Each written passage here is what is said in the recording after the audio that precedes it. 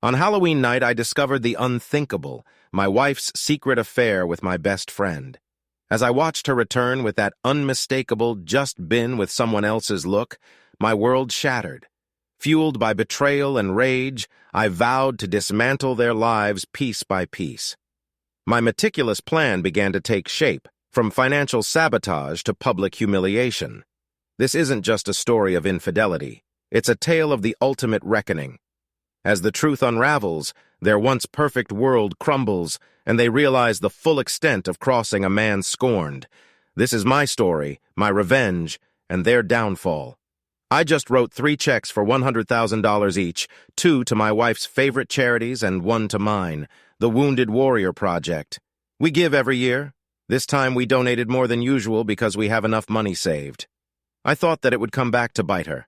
My name is Kurt Van Hall. Until 6 weeks ago, I didn't see the truth about the woman I loved. I thought I loved her, but that's over now, and I want her to regret all the lies. I should have noticed something was off after our 4th of July gathering with friends. I think that was when she decided she wanted her own freedom. That night, she was the one who started being intimate with me. That never happens. She was so lively and excited as if it had been years since we had that kind of connection. Now I think it may have been a chance for her to cheat, and I was just enjoying what I thought was my new wife. I knew she had a few drinks, but I didn't think much of it. I hoped it would happen more, but later that week when I tried to get close again, she pushed me away. By Labor Day, I felt frustrated, and she was upset, saying that's all you ever want to do. I thought I was clueless, but there were signs I just missed. The Halloween party was a big moment for me. We were at a friend's house. Melanie, my wife, wanted to wear a revealing outfit. I didn't love it, but thought it might be fun with friends. At 5, 3 inches and 120 pounds with all burn hair, she looked good in her fishnet stockings, short black skirt, high heels, and mask. That isn't when I figured it out either. At the party, I lost track of her.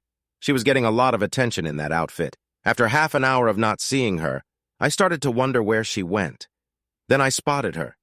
She walked into the room where I was. This was my big moment. She had that look on her face, the calm look that many men know when someone has been unfaithful. Suddenly everything clicked. I thought back to the 4th of July that night. Her feeling guilty, extra hours at her animal shelter job, her distant looks, and my frustration. I hadn't had intimacy since August. How could I have missed it?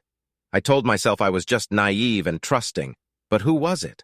I looked around for someone who might be hiding or smirking, but I didn't see anyone. I needed to do some digging before I accused my wife. Melanie and I come from different places, sort of. She's from the West Coast, and I'm from Iowa. We met in our junior year of college at Cornell College. No, not Cornell University. It's a small liberal arts school in Iowa. It's close to where I grew up in a conservative town of mostly Dutch descent, just 30 minutes away. I don't understand why there are so many Dutch people in Iowa. They come from their country in Europe with dikes, canals, and marshes, and then settle in Iowa, which is flat and has cornfields, cows, chickens, and churches. It's a bit strange to me, but that's where I grew up, and it's shaped who I am. Melanie grew up in California, but not in the more traditional North. No, she grew up in Southern California, which is known for being very open-minded. You might wonder how she ended up at Cornell College. It's a liberal arts school, but liberal means different things to different people. Her parents met there before they moved to California for work. They thought it would be good for Melanie to learn some Midwest values at their old school, so Melanie Scott applied, got accepted, and started attending Cornell College. We met in a library. I was studying for an engineering class because I was majoring in mechanical engineering when I heard a frustrated voice ask the librarian, "Do you have an Algebra for Dummies book? I'm retaking this class and still don't get it." Math has always been easy for me, so when I heard algebra, I looked up to see who was talking. There at the desk was the most beautiful girl I had ever seen. She had all burn hair and was short but had a confident presence. The librarian checked and said, "Sorry, it's checked out. I'm going to fail the test. I can't fail it." "What will I do?" the girl cried out. "Maybe you should go back to your dorm room and study the practice questions," the librarian suggested. "My roommate and her boyfriend are there. I won't be able to focus," the girl replied. "Well, you can study here, but we close in 25 minutes, the librarian said. The girl dropped her book on a table and sat down with a big sigh. I got up and walked over to her. I was nervous and didn't know what to say. She looked at me and asked, "What do you want?" I stuttered a bit and finally said, "I can help you." She looked confused and asked, "How? I'm really good at math. You don't look like me, even if you put on a dress so you can't take the test for me," she said. "I could help you study," I offered. "I don't think I can learn anything." "I've tried, but I'm not good at math," she said sadly. "I'd like to give it a shot," I said. "Why would you want to help me?" she asked. "I want to help someone in trouble," I said, feeling confident now. "I'm Kurt, by the way." She smiled a little and said, "Well, the one in trouble is named Melanie." "How much will you charge me?" she asked, thinking I was a tutor. "It depends on how well you do on your test," I answered. "All right," she said, thinking for a moment. "If I pass, I'll buy you pizza. It can't be from Domino's." "If you pass, you have to take me to Gus and Tony's," I replied. "It's a well-known pizza place in Mount Vernon, Iowa." "Okay," she said, "that will be worth it." I decided to take a chance. "What if you get a C on the test? What will you do?" "Then I'll give you a kiss after dinner," she said with a grin. "And if you get a B," I asked, hoping for something more. "If you help me get a B, I'll let the girls out of the corral," she joked, playfully holding her hands on her chest. I must have looked surprised because she laughed and said, "If I get an A, you can ask me anything." She really didn't believe in her chance to learn or my chance to teach. With that, I suggested we go somewhere quiet to study, so we hopped in my car and headed to Denny's. We found a booth and I ordered nachos. I told the waitress that we'd be there for a while, promising a good tip. Melanie was serious. She really struggled with math, especially algebra. She couldn't understand that letters stand for numbers. I began with simple math questions. "What is 3? 4? 7? She replied. "Great. Now see that line?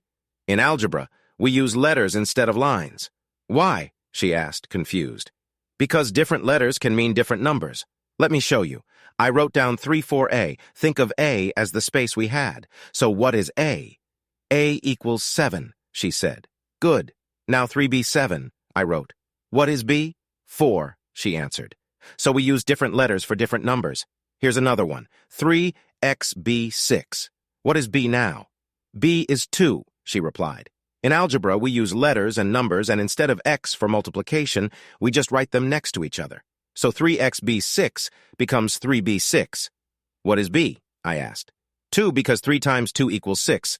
"Great. Now for division 6B3, what is B? Still 2 because 6 divided by 2 equals 3. "Now you're starting to understand," I said, happy to see her progress. We stayed there until almost 3 in the morning. Many times I saw her face light up. She finally got it. Her class started at 10, so I drove her back to her dorm. I told her not to worry and to get a full 6 hours of sleep. Don't try to quickly learn everything before the test in the morning. That will only make you anxious. She thanked me and gave me a quick kiss on the cheek. Then, with a playful smile, she said, "I hope I get an A." Then she turned and left. Was she saying what I think she was saying? I wondered to myself. I can't wait to see how she does. I didn't get to be alone with her, and the other girls didn't get to join us, but I did get pizza and a kiss. Actually, I got more than one kiss, and the girls seemed really excited, judging by what I could see through her sweater. Things moved forward, and she finally got an A on a test. Soon, we were officially a couple. Summer break was coming, and I needed to find an internship. I wanted to stay in Southern California so we could keep dating. I had no luck with that, but I found an internship at the Noom plant near San Francisco. It was a long drive, around 6 hours or more, depending on traffic, so I could only see her on the weekends. I met her parents, and I think they liked me. They told me I had made their girl calmer. We really enjoyed our time together. I felt worn out every weekend because she was full of energy. When fall came, we returned to college. I studied a lot. I wanted to get good grades to find a good job so I could marry Melanie. Melanie was working on her degree in human resources. We both worked hard in school and had fun, too. It was a wonderful year. We talked about our hopes and dreams. I wanted to marry her and have a lot of kids. Melanie believed in having a small family. She said we should have 2 kids, a boy and a girl. So I adjusted my hopes to having 1 boy and 1 girl. For our dream house, I wanted 3 bedrooms and 1.5 bathrooms, about 1,500 square feet. She wanted 4 bedrooms and 3 bathrooms with 3,000 square feet. so we can have guests over and they have a place to sleep," she said. "I guess I need to find a really good job," I thought. As for goals, I know it sounds strange, but I wanted to visit all the state capitals and all the capitals in Europe. I wanted to travel and hike in Europe. She wanted to volunteer at her favorite charities, the ASPCA and Planned Parenthood. I didn't really understand that. Coming from my background in Iowa, one group wanted to save baby animals and the other helped end pregnancies. To me, that seemed like a mixed message. We had a few talks about it until I decided to just drop it. In late winter of my senior year, I got a job offer from a plant that supplies the big 3 car makers. They supplied all car companies. My time interning at NUMMI really helped me. However, this meant that we would have to move to Michigan near Detroit. On my drive back from the 4th interview, I learned I got the job. As I drove for 9 hours, I thought about a lot of things. First was asking Melanie to marry me. I was sure she would say yes. Second was how to help her find a job in the same area. Third was where we would live. I thought it would be smart to rent an apartment until we knew the area better and then start looking for our first home. I had a clear picture of my future. I imagined getting married, buying a house, and having kids. We would spend time at baseball games, soccer matches, and ballet recitals. Once the kids went to college, we would start traveling. On my way back home, I made a stop in Chicago. I had a $5,000 signing bonus with me. I planned to buy an engagement ring. I found a small, family-owned jewelry shop and bought a beautiful engagement ring and wedding band set for $4,000. I felt so happy. When I got back to Mount Vernon, I called Melanie and asked her out for dinner. I proposed during dessert. She said yes with tears in her eyes. After that, I told her about my job offer. She was happy for me, but worried about moving to Michigan. "Isn't it cold there most of the year? And Detroit?" I smiled and said, "Honey, it's not colder than Iowa in winter. There's so much to do there. You'll love it." With wedding plans underway, we got married in California on May 23rd. We had a honeymoon at Niagara Falls and then set up our first apartment. I started my job, my career on June 1st. Melanie found a job with a temp agency. She was doing hiring and human resources work. It was good experience, but she wanted a job with a big company that hired people directly. Life kept us on our toes. We thought we would wait a few years to have kids, but 8 months after our wedding, we found out we were expecting a baby. We couldn't believe how our lives would change. We quickly started looking for a house. We bought a nice Cape Cod-style home with 3 bedrooms and 1 bathroom. It wasn't too big, but perfect for starting our family. In 9 months, we were blessed with a baby girl named Kaylee Jane.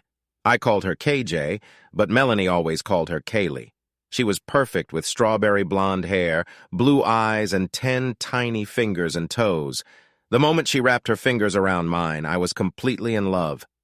After the baby arrived, things changed as I expected. However, I didn't see one change coming. Melanie showed little interest in being intimate, even months after giving birth. I had to encourage her each time. I was shocked.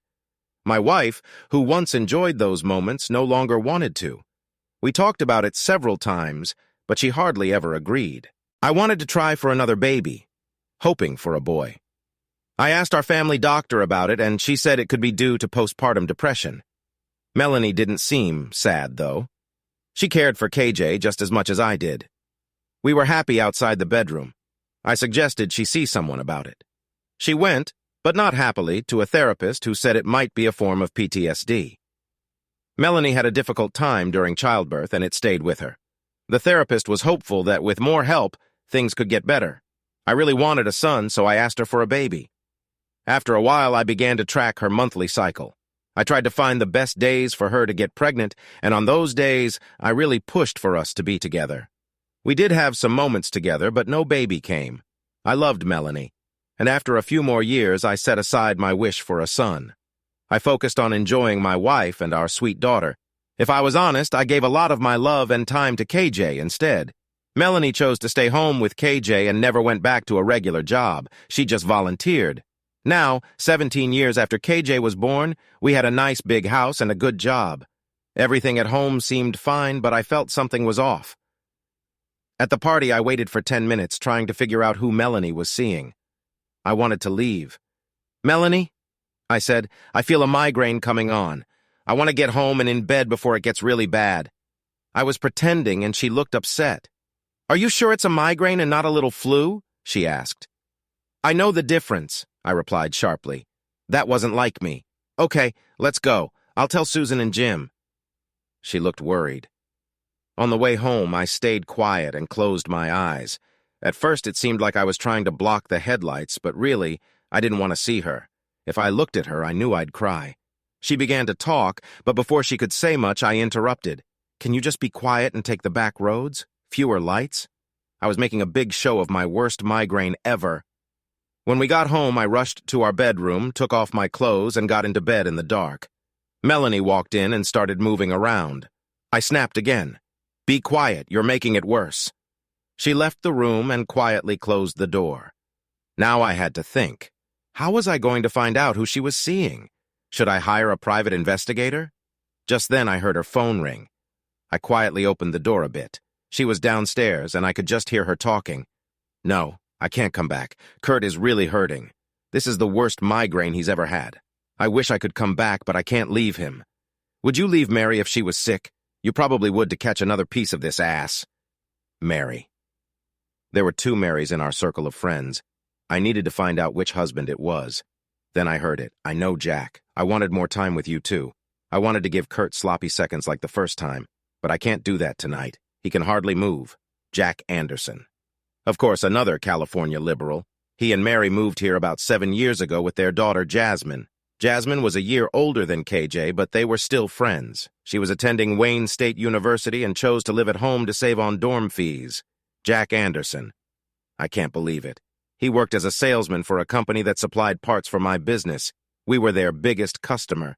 I will make him pay more than he knows. I sneaked back to my room. The old saying is revenge is best served cold. But I don't agree. I like fast revenge. Hot and now.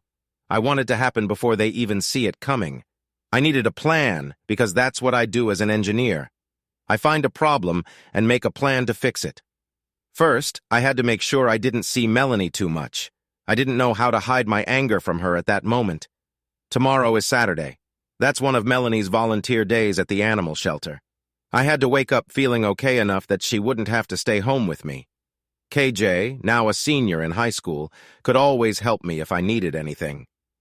About an hour later, Melanie came in and turned on the light. I screamed in pain. She quickly turned it off again. Then she whispered, "I'm going to stay in one of the guest bedrooms tonight. I hope you feel better." I groaned to show I understood.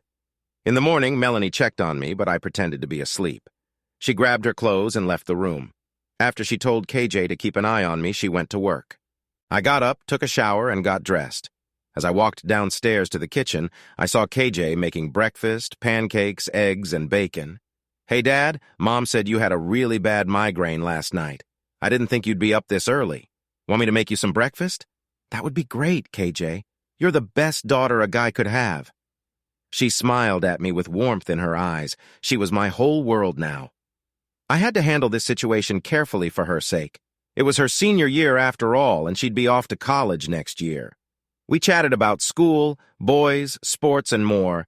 Then I asked, "Have you decided which college you want to go to next fall?" "I'm not sure yet, Dad. I know I want to study engineering, but I don't want to upset you." "How would that upset me?" I asked, feeling proud that my daughter wanted to follow my path. "Well, I think I want to go to Cornell." "Wow, our school, that's great." "No, Dad, Cornell University." I have to admit I felt a little sad hearing that. The other Cornell, still it was a top engineering school. I guess I could accept it. "That's wonderful. They are one of the best. I would be proud to have a daughter graduate from either Cornell." "Have you sent in your application yet?" "I sent it out 4 weeks ago. I really want to know something before Christmas so I can start making plans." "I'll see if I can ask some friends to help you out," he replied. "That would be great, Dad." After breakfast, I told KJ that I was going to work. I had some important things to take care of. I went to the office to sort out my plans. First, I thought about my daughter. I checked the profiles of all the engineers at our plant and other locations. None of the engineers here went to Cornell University, but 2 at another plant did. One of them was a department head I knew from meetings. I'll call him first thing Monday morning. I told myself now about getting back at my wife, who might soon be my ex-wife, and Jack Anderson. Jack would be the easier target. I talked to a few guys on the production line. Yes, they work on Saturdays. Some of them had rough pasts and even criminal records. I asked them who I should talk to for a fun prank, I said. Talk to Andy. He'll help you out. But if it's for you, be careful. Perfect. That's exactly what I need, I thought. Since Andy didn't work on Saturdays, I would have to wait until Monday for that. I needed to make a list for Monday. Talk to Ben in New Jersey about KJ. Talk to Andy. Talk to HR about cashing out my 401k. Call a divorce lawyer for information in case things didn't work out. I knew a few men who had gone through divorces. Their stories were terrible. If they thought things were hard during their marriage, the divorce was worse. I was determined not to let that happen to me. For now, I decided to get some more things done. I went to the bank and took out all but $10,000. Then I went to another bank and opened a checking account just in my name. I also got a credit card only in my name. After that, I called the credit card company to pay it off and lowered the limit to $1,000. Next, I called a private investigator to discuss my options. I needed to know Jack's routine.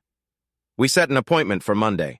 After that, I went to Radio Shack and bought motion-sensitive cameras and recorders that turn on with sound. It was around noon, so I called Melanie to see when she would be home. "Hi, honey. I'm sorry about last night. I didn't mean to upset you," I said, trying hard not to give away anything. "How are you feeling? Do you need me to come home?"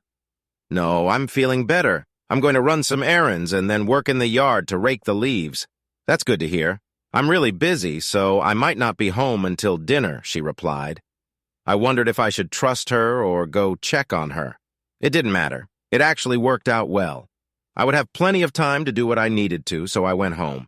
It took me about 3 hours to set up everything in the house. KJ was out with friends all day. Teenagers usually don't spend much time at home. I decided to check the new laptop I bought. I had set it up to record everything, and I hid it in the basement. No one goes down there, not even for laundry. Melanie spent a lot of money to remodel the second floor, over $20,000, all to make me happy. Now I needed to get outside and start raking the leaves. I wanted to finish at least half before she got home. Around 5 o'clock, she opened the sliding glass door and said she was home. She asked me, "How are you feeling?" "I'm good enough to rake leaves. I should have them all bagged by about 7 o'clock. I'll help you," she replied. "Just let me change." 5 minutes later, she came out of the garage with a rake. We began raking up the leaves. I didn't talk much. I didn't want her to sense that something was wrong. We finished around 6:30, and she said she was going to start dinner. I went upstairs to shower and put on some comfy clothes. I chose a Cornell College sweatshirt. I wondered how she would react to that. Would it remind her of good times?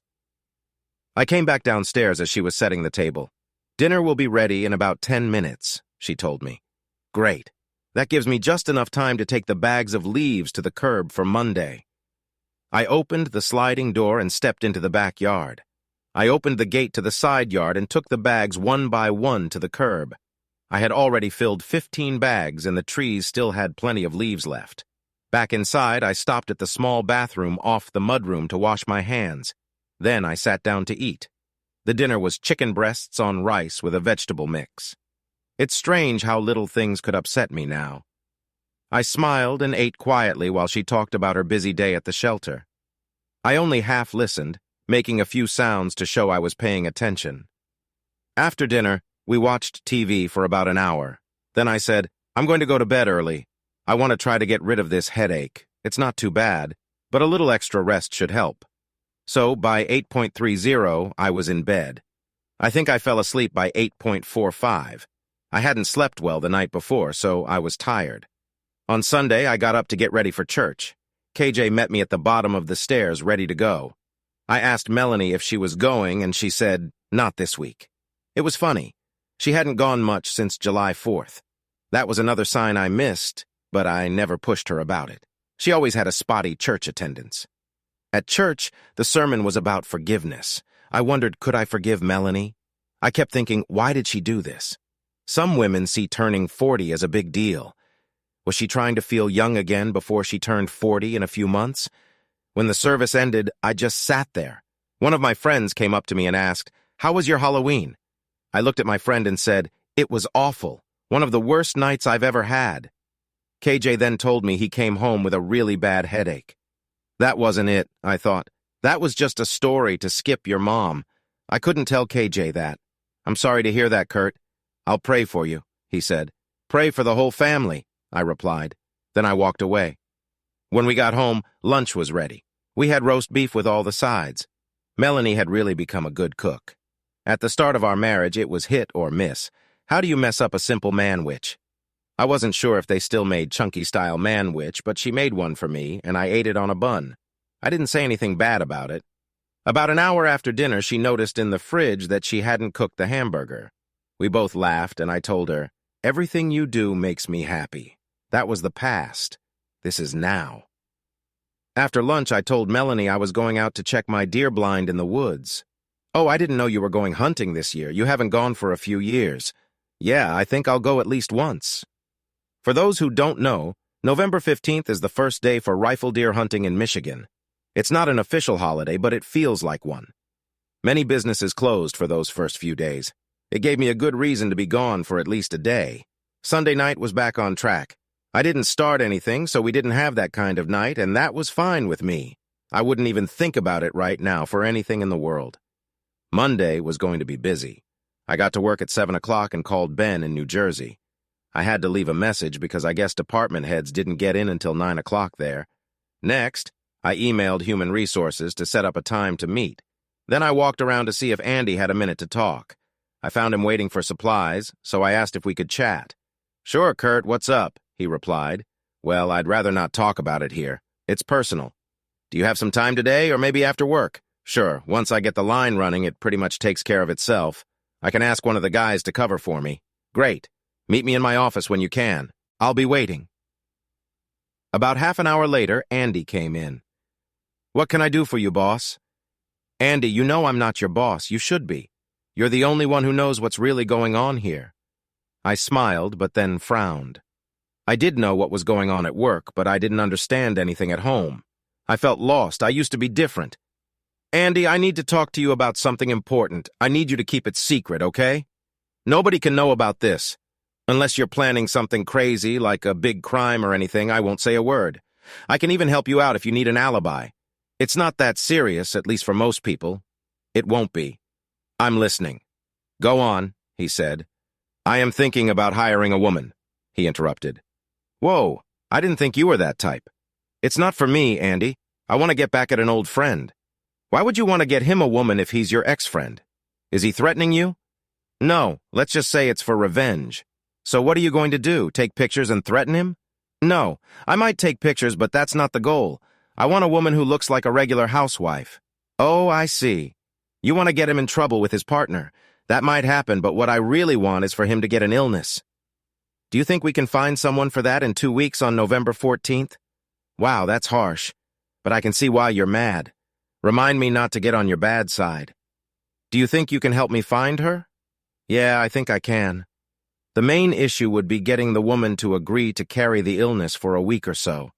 I can pay $1,000 with that work. I'm not sure.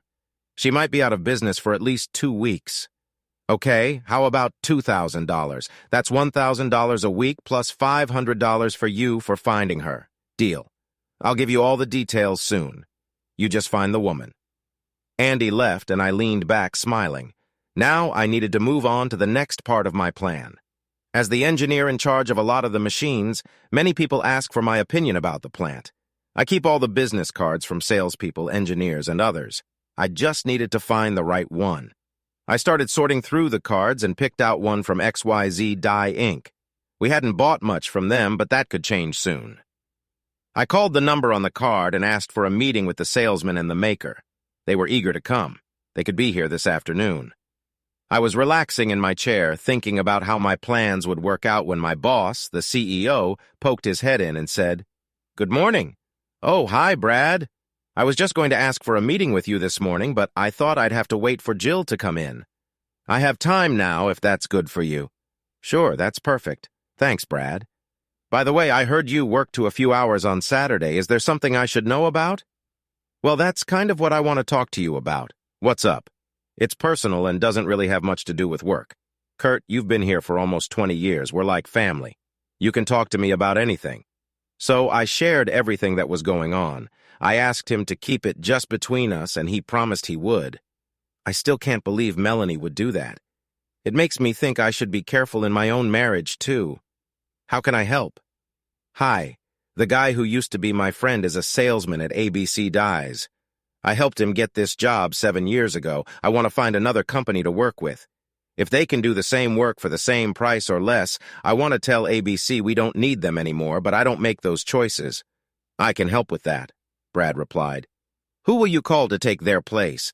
I already made an appointment with XYZ Dye this afternoon. We already buy some of our parts from them, and they've always done a good job. What should I say to ABC when I call them? Tell them we're unhappy with their salesman and that XYZ has promised better prices and faster service, that is, if the meeting goes well today. Let me know how it goes this afternoon. Thanks, Brad. It feels good to be part of a family.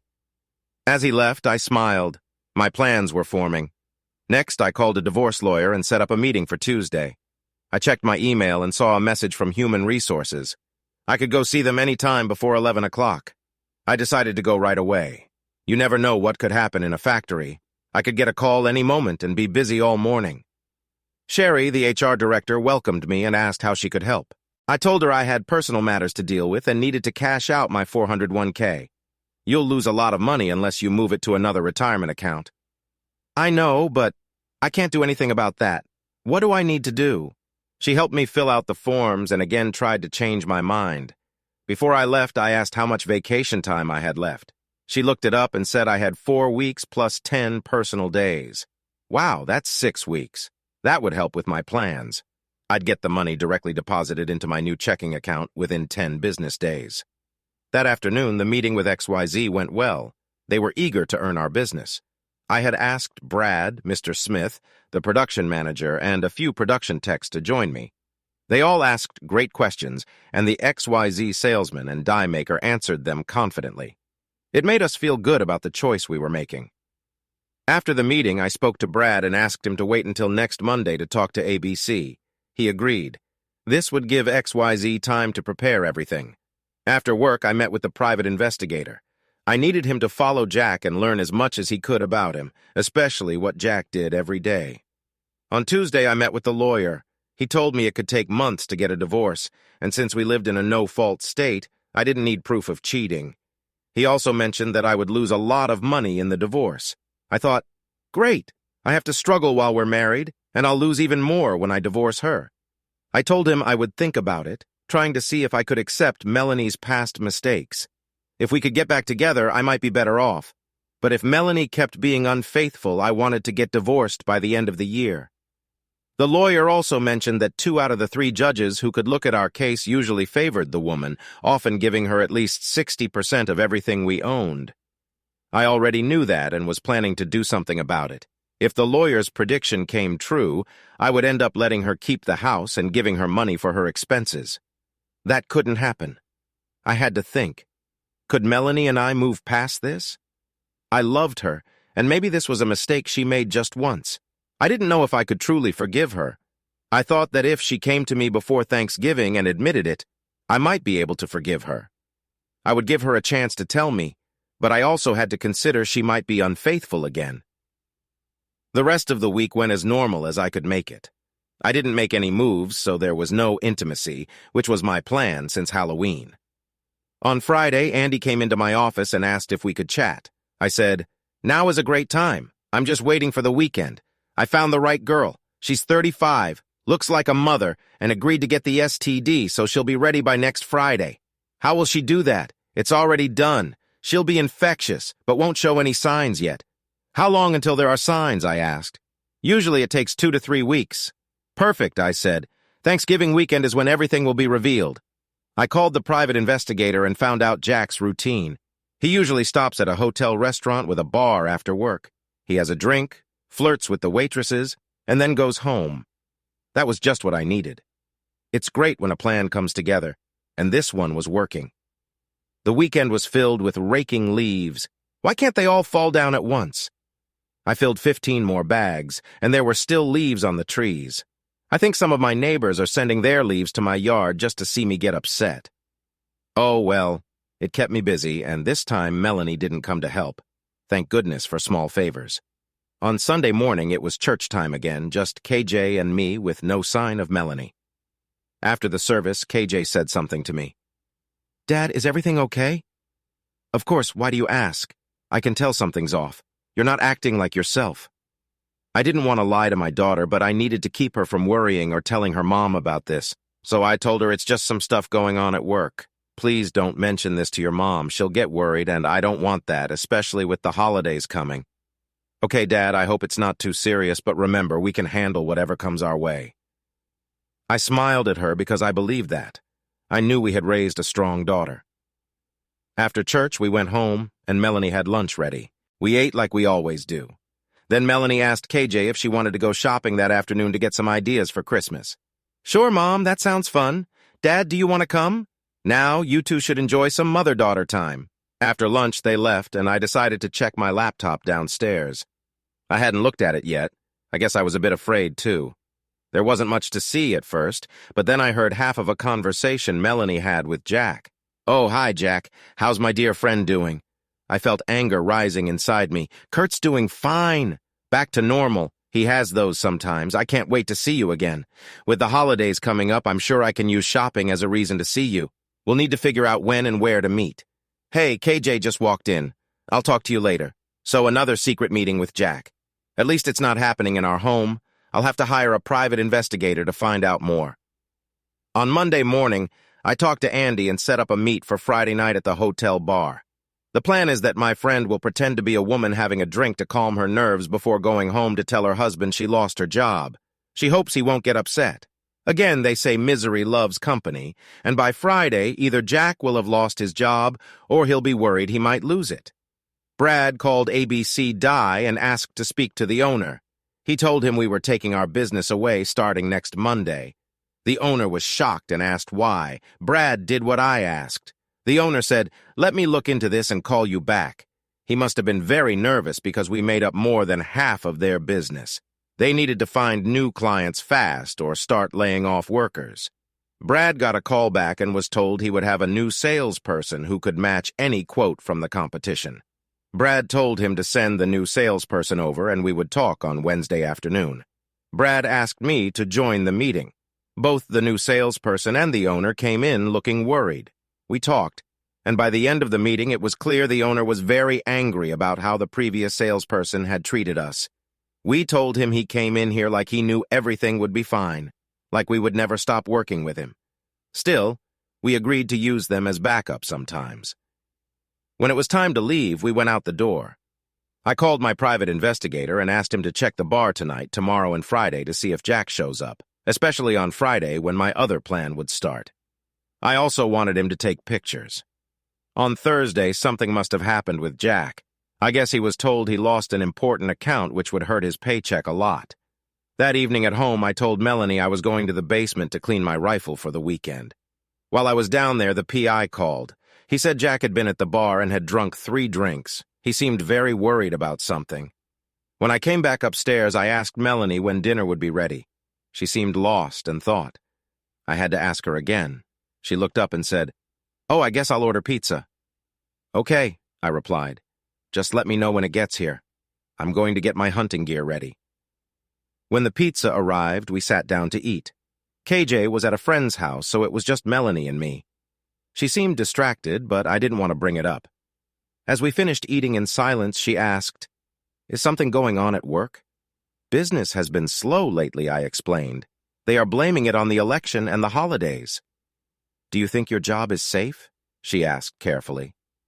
"I believe so.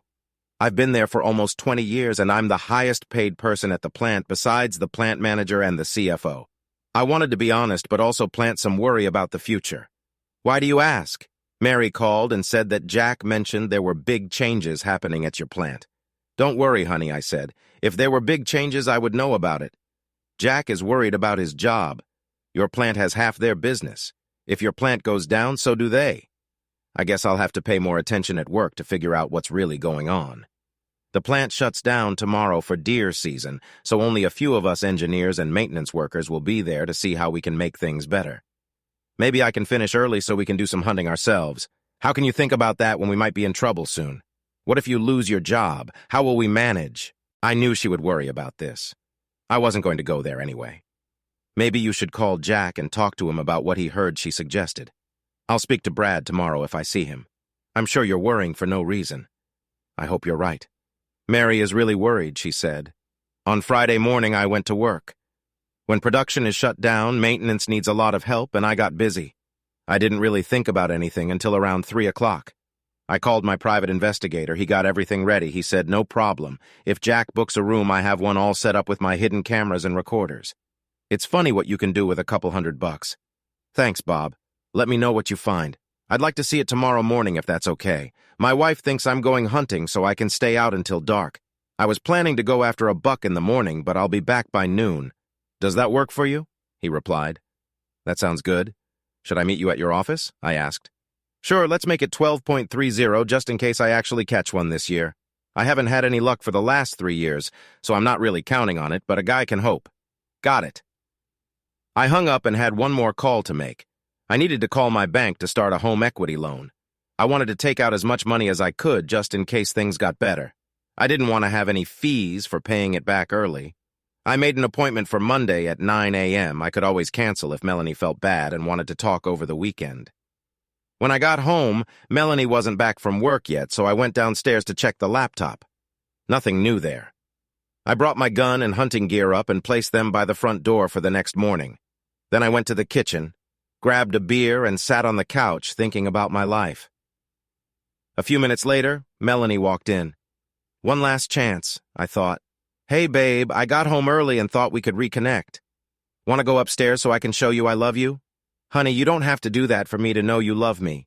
I'm not in the mood right now. Maybe tomorrow after you get back from hunting. What time will you be back? I sighed and said probably around 5 o'clock. I don't want to be in the woods when it starts getting dark. Some hunters can get jumpy as the sun goes down and shoot at anything that moves. I wondered if she wanted to be close again. So, what's for dinner? I asked. Man, which? She replied. I chuckled to myself. KJ came in a bit later and we set the table for dinner. We sat down and started eating. KJ, did I ever tell you about the first time your mom made me man-witch? Yeah, Dad. She forgot the hamburger, she said, laughing. Melanie gave me a look that could stop anyone. She hated when I mentioned that. Well, she's come a long way since then. Now she's the best cook I know, I said. But Melanie's glare stayed. After dinner, KJ got ready to go out, so it was just Melanie and me at home again. We watched some TV. At 8:30, I said, I'm going to bed so I can wake up early for the woods at dawn. One last chance, I thought again as I asked, Do you want to join me? It's only 8:30. If I go to bed now, I'll wake up at 3 o'clock and won't be able to sleep again. Well, a guy can try. So off to bed I went. My alarm rang at 4:30 and I was out the door by 5 o'clock. I went to Denny's and ordered a grand slam breakfast. As I sat there, I thought about the last 20 years with Melanie. Where did we make mistakes? Why was she doing this? Could I forgive her? Could my love for her overcome everything? When my food came, I picked at it. I wasn't really hungry. I just sat there remembering the good times we had. Were those days behind us now? After about an hour and a half, I got up only eating half of my meal. I left a $20 bill on the table and walked out. I drove around and ended up by the Detroit River. I stared across at Windsor. I had lived here for almost 20 years and hadn't done much to reach my dreams. I had never even visited Canada's capital. I needed to change that. I wanted to see every state capital and hike in Europe. I should have plenty of free time soon. After a while, I drove to my work. I walked in and saw the maintenance crew working on their tasks. I knew there was a good chance I might not be here much longer. When my marriage ends, I will have to move. I had put everything into my marriage, but that felt lost now. My job would likely be gone too.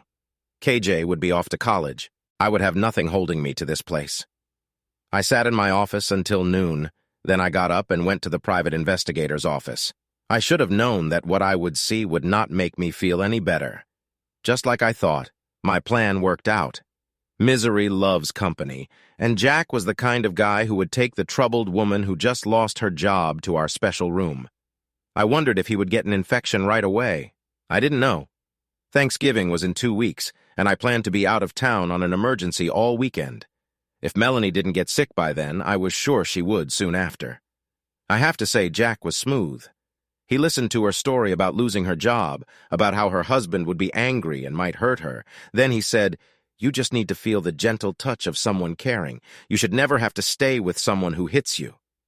He worked his way into her feelings. He told her he would get her a room where she could spend the night and deal with her husband in the morning or leave him. A woman should never have to accept being hurt. Maybe I should stay here tonight. I should call him and say I have to work late on a project or something. That's a good idea. You make the call. I'll get the room for you. I can't ask you to do that for me, she said. What kind of man would I be if I didn't help a lady in trouble? He replied. Those words hit me hard. I had been Melanie's knight in shining armor years ago, saving her when she needed help. Now those words felt bitter in my mouth. We watched as they walked into the room. He was really kind, asking if she was okay and if he could help her in any way. "You're so sweet. Can you just hold me for a bit?" And he thought she was amazing. She was like someone who could win an award for how well she acted. He held her close for a minute before saying, "I should go. You need some time to relax and think about your future. Please don't leave, not yet." "Okay, I can stay for maybe an hour.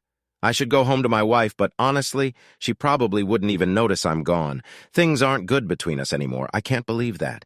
You are so loving. How can she not see how great you are?" she asked. "We haven't done anything romantic in a long time," he replied. They looked into each other's eyes and shared a kiss. Soon they were taking off their clothes quickly. There was a sense of urgency. Jack held her and fell back onto the bed. Both of them, without clothes, wrapped up in each other. She pulled back a little and said, "Let me show you how much I care. I want to make you happy."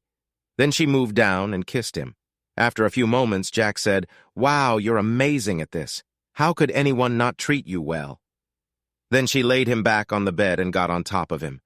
She breathed heavily as he entered her. "You're so much bigger than my last partner. I'm on the pill, so just go for it. I like when you talk like that."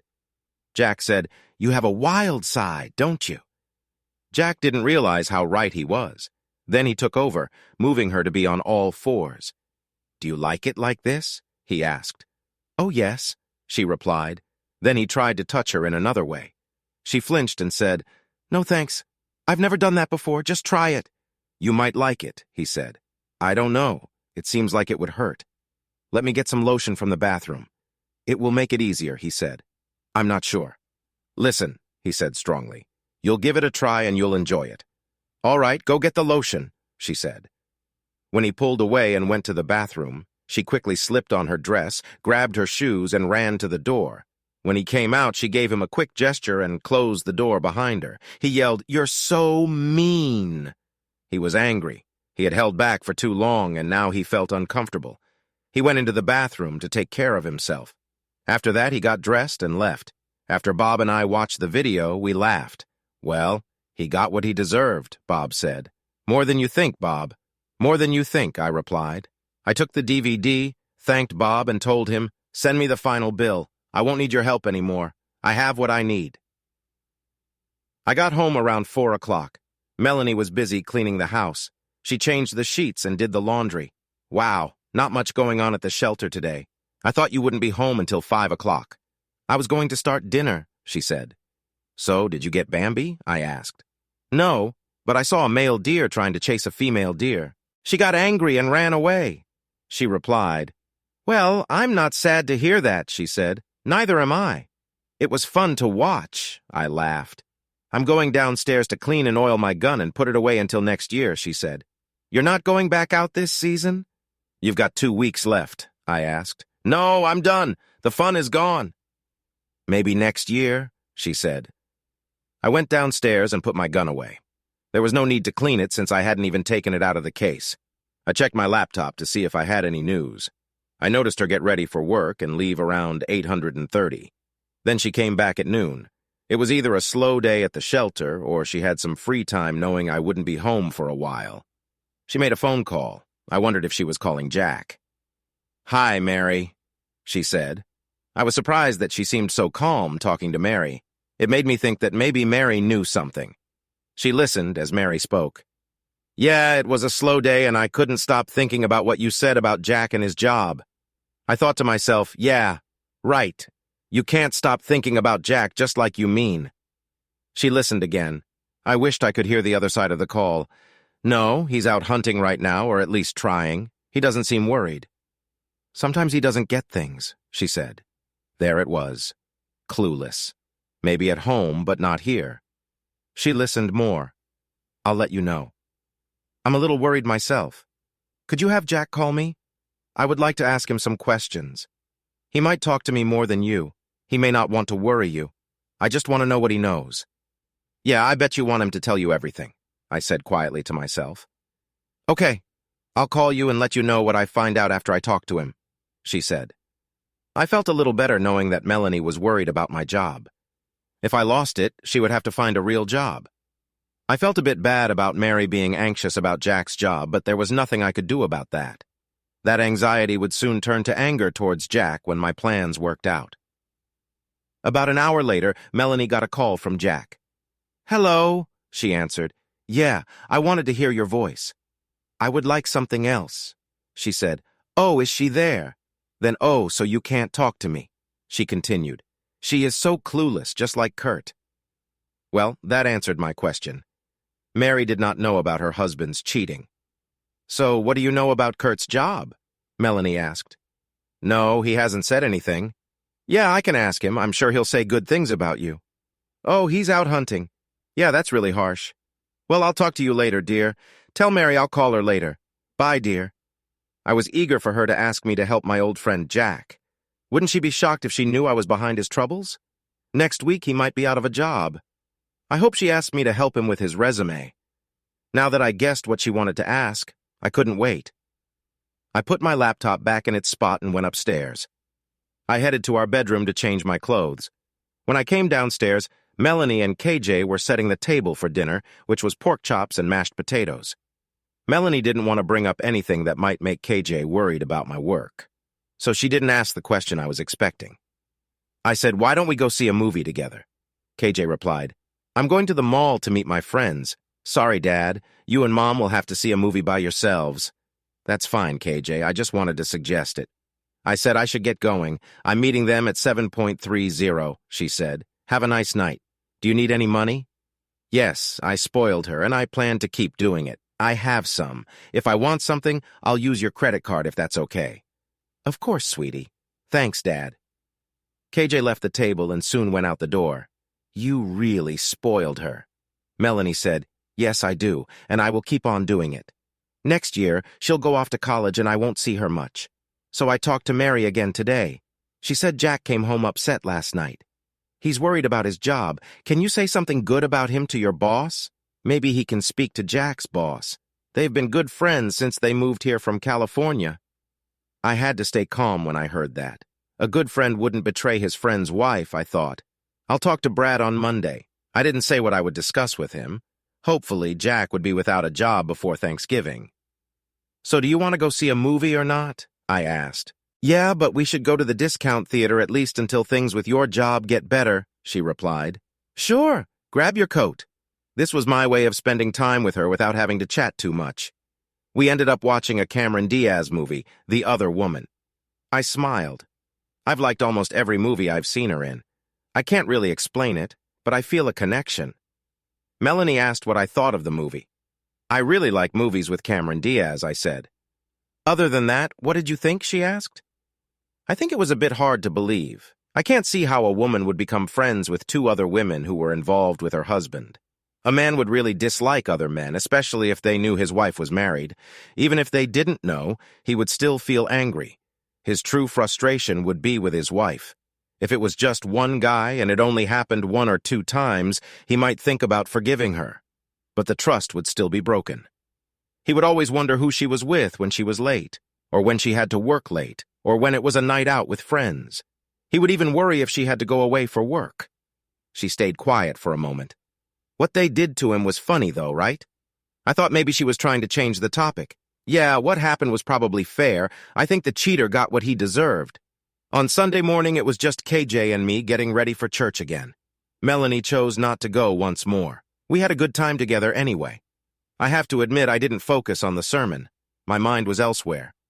After the service, KJ asked me, "Are you okay, Dad?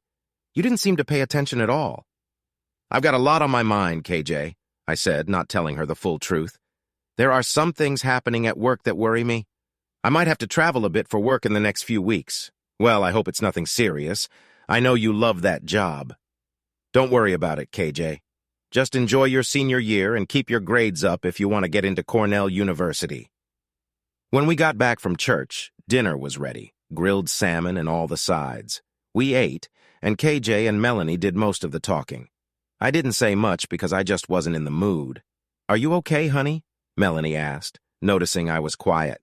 "Yeah, just thinking about work and what I need to do," I replied. "Maybe you should put together a resume," she suggested. "I don't really have much for a resume, just one job," I said. "But you do so much there," she replied. "Yeah, I guess so." After we finished eating, I put my dishes in the dishwasher and decided to rake the leaves again. I love the outdoors, but it can be a lot of work. I think my next home will be a condo where someone else can take care of the leaves. I went upstairs and changed into my Cornell college sweats, hoping it might remind Melanie of the happy times we had when we were younger. Maybe it would make her feel a little guilty about what she was doing to us. If she came to me now, would I be able to forgive her and stay married? I just didn't know. One thought kept hitting me. Why is she so close with Jack while I have to keep asking for her attention? I haven't felt close to her since August. I went outside and raked leaves. It gave me time to think. If she came to me before Thanksgiving, I would forgive her. But things would need to change. I would want to know why this happened. Our relationship would need to change a lot, and she would have to work hard to earn my trust back. After a few hours, I had piled up another 15 bags of leaves by the curb. I went back inside and headed up to my room to change. Melanie called out to me. "I'm heading to the store. Do you need anything?" I whispered to myself, just a good wife. I replied, "No thanks," back to her. After she left, I went to the basement to check my laptop. I could hear Melanie talking on the phone. "Hi, Jack. How are you today? Just thinking about you. Oh, yes, definitely that and more. Yes, they are at church. No, they'll be back soon. No time for that. I miss you too. How are you doing? Are you really worried?" "No, Kurt doesn't seem worried. I can't help but worry, though. I don't know what we'd do if he lost his job. So what's your plan?" "That sounds good. I'll encourage Kurt to make a resume, but it will just list one job, which might not be enough. Yes, I'll have him list you as a reference. I think I hear the garage door. I'll talk to you later. Bye." So Jack was worried about his job, but he still had time to think about my wife. Was my marriage finished? Had we come to the end? Almost 20 years wasted with nothing to show for it. No, that wasn't true. Our daughter, KJ, was our proof. Just thinking about her made it feel worth it. On Monday morning, I was in the office talking to some women who work with our sales staff. I asked, "Have you met the new salesperson from ABC Dye?" They all said yes and seemed to like him. A few mentioned they were happy we got a new one because the last one made them uneasy. I told them to report anything inappropriate from Mr. Anderson to Brad and to not hesitate to speak up in the future. Later, I called the bank and learned I needed to sign some papers. In 3 weeks, I would get my equity loan approved. I was surprised by how much my house was worth, even in this slow housing market. I had bought it during a past slow market, so I still had good equity. Later that morning, I asked to see Brad again. He said, "Come right in, Kurt. Thanks, Brad." "So how are things at home?" "Not better," I replied. "Well, I need to tell you that some of the office women came to me first thing today. They were relieved they wouldn't have to see Mr. Anderson anymore. They mentioned some things he said that made them uncomfortable. I told them to let me know right away if anyone makes them feel that way in the future." "I'm sorry they had to deal with that," I said. "We won't have to worry anymore." I called the owner and told him, and he said Mr. Anderson would be let go today. I even said we might have more work for him soon. I smiled a little at that. I really didn't want to hurt Mary, but she was already suffering because of her husband, even if she didn't know it. "Hey, Brad, can we talk about my job?" I asked. "Are you quitting?" he replied, looking shocked. "I want to transfer to the plant in London, Ontario, or maybe the one in New Jersey. Ontario is my first choice. Once my divorce is finished, I'd be glad to move back if you want me. Kurt, I think I can make that happen. I just want you back here as soon as possible." I picked London because I wasn't sure if I would need to pay alimony. It might be harder for Mary to claim it if I was in another country. Also, Brad, I want my last day to be December 15th. I have 4 weeks of vacation and 10 personal days I'd like to use then. I want the court to see that I'm not working. Please don't do anything wrong. If I need to be fired and then hired again in London, I'm okay with that. I might lose my seniority, but that's fine. Melanie would need to find a job again. After 18 years, I wasn't sure if her degree would help her. Things have changed a lot in human resources. This would be payback for everything, the chlamydia and the divorce. Now, who is really clueless? When I got back to my office, I called Ben in New Jersey to ask about Cornell University. He said it was already in the works and she should get her acceptance letter in a couple of weeks. Great. One more thing off my list. I called Cornell's office and asked for the Dean of Admissions. They connected me right away. I told him my daughter wanted to go there and asked if I could pay her tuition, room, board, and book costs in advance. He sounded pleased and said, "Sure, once she is accepted, we can calculate the total for you." I thanked him and gave my contact details. Another task done. I decided to wait to tell Brad about my Thanksgiving plans. I might use that time to visit the plant and look for a place to live. I called my lawyer and told him that if I went through with the divorce, I wanted Mary to be served on December 20th in the afternoon at my house. I wondered if I could be that specific. I knew it was a Saturday and I would pay extra if needed. He assured me they could do that if I let him know a week ahead. Then I called a florist. I needed to know if I could have a delivery on December 20th at a certain time. "Can you guarantee that?" I asked. "Yes, we can do that. We just need the address and at least 3 days' notice. There will be an extra charge because it will be a special delivery." "That's fine," I said, telling them I would call at the start of that week if I decided to go ahead. I was still unsure if I could go back. Could we make things right? Thanksgiving weekend would be the time to decide. I asked, "If I want 17 red roses and 1 black rose, how much time do you need to prepare them?" "Just a week," they said. "If I want them in a box that is 8.5 by 11, can you do that?" They explained that wasn't a usual flower box, but they could use a box that holds a rim of paper and dress it up so it didn't look like a paper box if that worked for me. "Sure, thank you. I'll call you next month with all the details." That was one thing off my list. I had to wait until December 20th to send the DVD to Mary. On Christmas Day, I planned to email Jack a picture of himself with the other person and hope he liked his surprise. For Melanie, I wanted to create a photo album filled with good memories of our time together. I know I might sound mean, but I wanted her to feel the weight of what she had lost.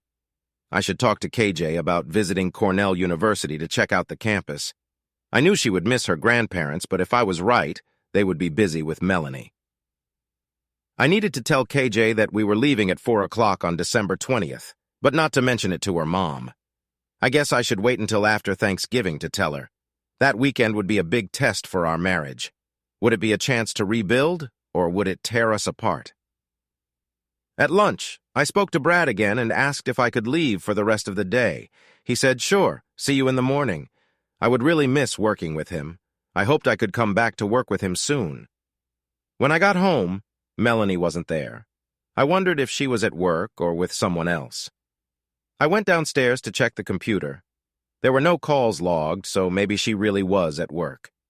I decided now was a good time to sort through my things, the stuff we all keep thinking we might need someday. I started with the filing cabinet. She wouldn't notice if I went through all the old tax papers and manuals for things we no longer used. I managed to clear out almost 3 drawers of junk. I put off the important papers like house papers, major appliances, and medical bills. I would look at those later. A lot of that would go into the memory photo album for Melanie. I was clearing out almost 20 years of marriage and tossing it all away.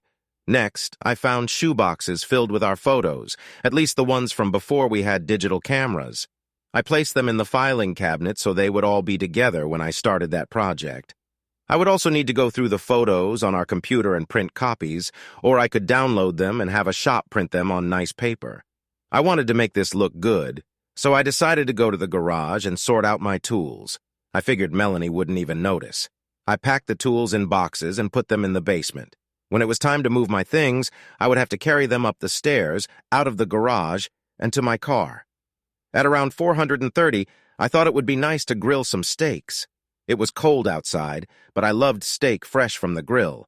I also cooked some corn on the cob and asparagus. I put 3 potatoes in the oven to bake, and by 5:30 both Melanie and KJ were home. "You made dinner? What time did you get home?" Melanie asked me. It was slow at work, so I left early. I replied. I knew this would make Melanie worry more. We sat down to eat, and Melanie said, "I got a call from Mary. Jack lost his job today." Lost his job. More like got fired, I thought. That's really bad. "What will he do now?" I said. "He needs to send out his resume and look for another job," she replied. "Good thing Mary has a job," I said, wanting to kick up her anxiety a little more. "Are you sure your company is okay?" "You said it was slow," she asked, looking worried. "As far as I know, we're fine," I said. We finished dinner with KJ sharing what was happening in her life. Just typical teenage stuff, but I liked listening to her. I would miss that when I was gone. I planned to call her often. The next few days passed without any changes, and yes, no intimacy. That was fine, since I didn't want to take any chances. It was Thursday, 1 week before Thanksgiving. Melanie, KJ, and I were having dinner together. KJ said, Mom, Dad?" "Yes, Kaylee?" Melanie replied. Kaylee asked me if I could go with her family for a ski trip to Colorado over Thanksgiving weekend. "When would you leave?" I asked. She looked shy and said, "Wednesday afternoon, right after the half-day at school." "Melanie, are your parents coming up for Thanksgiving this year?" "No, they are just coming the Saturday before Christmas and will stay for a week," she replied. "Well, my parents will be spending time with my youngest brother and his new baby. So it's okay for me if it's all right with your mom," I said. "Mom, is it okay?" KJ asked. "Yeah, I suppose. Your dad and I will just have Thanksgiving by ourselves. It will be good practice for when you leave for college next fall," Melanie said. "Thanks, Mom. Thanks, Dad. I'll call Kaylee and tell her after dinner," KJ said happily. "I guess we'll have to get used to being on our own." "Melanie," I said, looking at my wife. She didn't know how alone she might be next year if she didn't speak up soon. But I wondered if Mary would divorce Jack. If she did, maybe Melanie would end up with Jack. The rest of dinner was filled with KJ talking about their plans for the trip, where they would stay and what they would do. Sometimes women can talk a lot without anyone else saying anything. It sounded fun, though. It made me think about how I hadn't visited the Capitol building in Colorado yet. I needed to start working on my own goals. The next morning, I made a plan to talk to Brad. He was someone I could trust. I walked into his office at 2 o'clock. "Brad, I want to discuss Thanksgiving weekend. Are you and your family going somewhere? Do you need a few extra days off?" he asked. "No, it's the opposite. KJ is going skiing in Colorado for the weekend with some friends and family. I want to give Melanie enough space to mess up, but not for real. I'd like to have an emergency at the New Jersey plant that takes me away from Thursday evening to Monday afternoon. That should be plenty of time for her and Jack to meet up. I think it will be at my house, so I'll have proof." "Wow, you really think you two can't work this out?" he said. "If she tells the truth before Thanksgiving, there's a chance. If not, and if she does what I think she will, then it will be all over but the crying." I said this in a joking way, but it was more true than I wanted to admit. "So what do you need from me?" Brad asked. "I need you to call me on Thanksgiving afternoon and tell me I have a flight at 7 p.m. I'll make sure Melanie answers the phone so she will think it's real." "Okay, I can do that." "What if she tells the truth before then?" "I'll say I can't go, that I have a wife I need to be with." That would be the truth, I thought to myself. If she did come clean, it would take all weekend to sort things out. As I drove home for the weekend, part of me hoped she would tell the truth. I really loved her and didn't want to lose what we once had. I thought about it all, Friday, Saturday, and Sunday. I wasn't very talkative, to say the least. On Sunday night, I suggested to KJ and Melanie that since KJ would be gone on Wednesday, we should all go out to dinner on Tuesday evening. "That sounds like a great idea," KJ said. I felt a bit bad about missing Thanksgiving. "I'll try to get a reservation at the Lark," I said. It was a nice restaurant in West Bloomfield. A man facing his last meal gets to enjoy it, right? Doesn't a troubled marriage deserve the same? On Monday, I called the restaurant early and was told they had an opening. The hostess said that Wednesday night was full, but tomorrow at 7:30 was free. I texted Melanie and KJ to let them know we were set for 7:30 tomorrow night. I got a quick reply from KJ, but Melanie didn't message back until around 3 o'clock in the afternoon. I wondered what she had been up to. Now that Jack didn't have a job, I could guess what was coming. On Monday night, Melanie asked if Jack could list me as a reference on his job application. Sure, I'll take calls from his future employers, I said. She quickly replied, Mary would really appreciate that. I looked forward to those calls. I was ready to share my thoughts on what a player he is. On Tuesday night, we had a nice dinner. Melanie checked the menu and asked, Can we afford this? Of course I earn good money. It's okay to treat ourselves sometimes, I said. We spent an hour talking about good times, vacations, KJ's sports and school. It felt nice to remember the past. If this didn't push Melanie to be honest, I wasn't sure what would. When we got home, KJ finished packing. I took everything over to Kelly's place so they could leave right after school. I thanked Mr. Barons for taking KJ with them. Can I pay for her stay? I asked. She's sharing a room with Kelly, no extra cost. We wouldn't dream of taking your money. It's our gift, he replied. Well, thank you. I hope to return the favor someday. I said, don't even think about it, he said sincerely. On the way home, I gave KJ a couple $100 and told her to call me when she got back so I could pick her up. I had some news to share then. She was curious and said, Tell me now. No, you'll find out when you're back. Just promise to call me, I reminded her. Okay, Dad, thanks, KJ. You're a wonderful daughter. Just behave while you're in Colorado. I will, Dad. I know you will. Then she said something that showed how smart she was. I hope whatever has been troubling you gets better soon. She kissed me on the cheek. We parked the car in our garage, got out, and she went to bed. I stayed up a bit longer just thinking. When I finally went to bed, Melanie was already asleep. I was glad she could rest. I, on the other hand, would struggle to sleep again. Wednesday at work felt like every other office the day before Thanksgiving. Work was slow. Everyone wanted to start their long weekend early. Half the office left by noon. Since I was in support, I stayed until 4 o'clock. I got home before Melanie, so I went to check the laptop. Mary had come over to talk to her about Jack. She was upset that Jack was feeling down and didn't want to do anything, not even be close to her. A job means a lot to a man. His self-worth comes from it. He'll be fine once he finds another job, I heard Melanie say. Did you talk to Kurt about helping him? Mary asked. He said he would give him a reference. That should help, Melanie replied. They talked more, but I wasn't really listening. I was thinking about how Melanie could sit there and comfort Mary while hiding that she was with Jack. Later, I got a call from Jack. Oh, hi, Jack. Yeah, Mary came over to talk. She doesn't know what's going on, just like Kurt. Kaylee will be away until Sunday. I'll try to meet up with you this weekend. I think Kurt will need to go to the office for a while, like he always does. I'll text you when I know more. Talk to you later.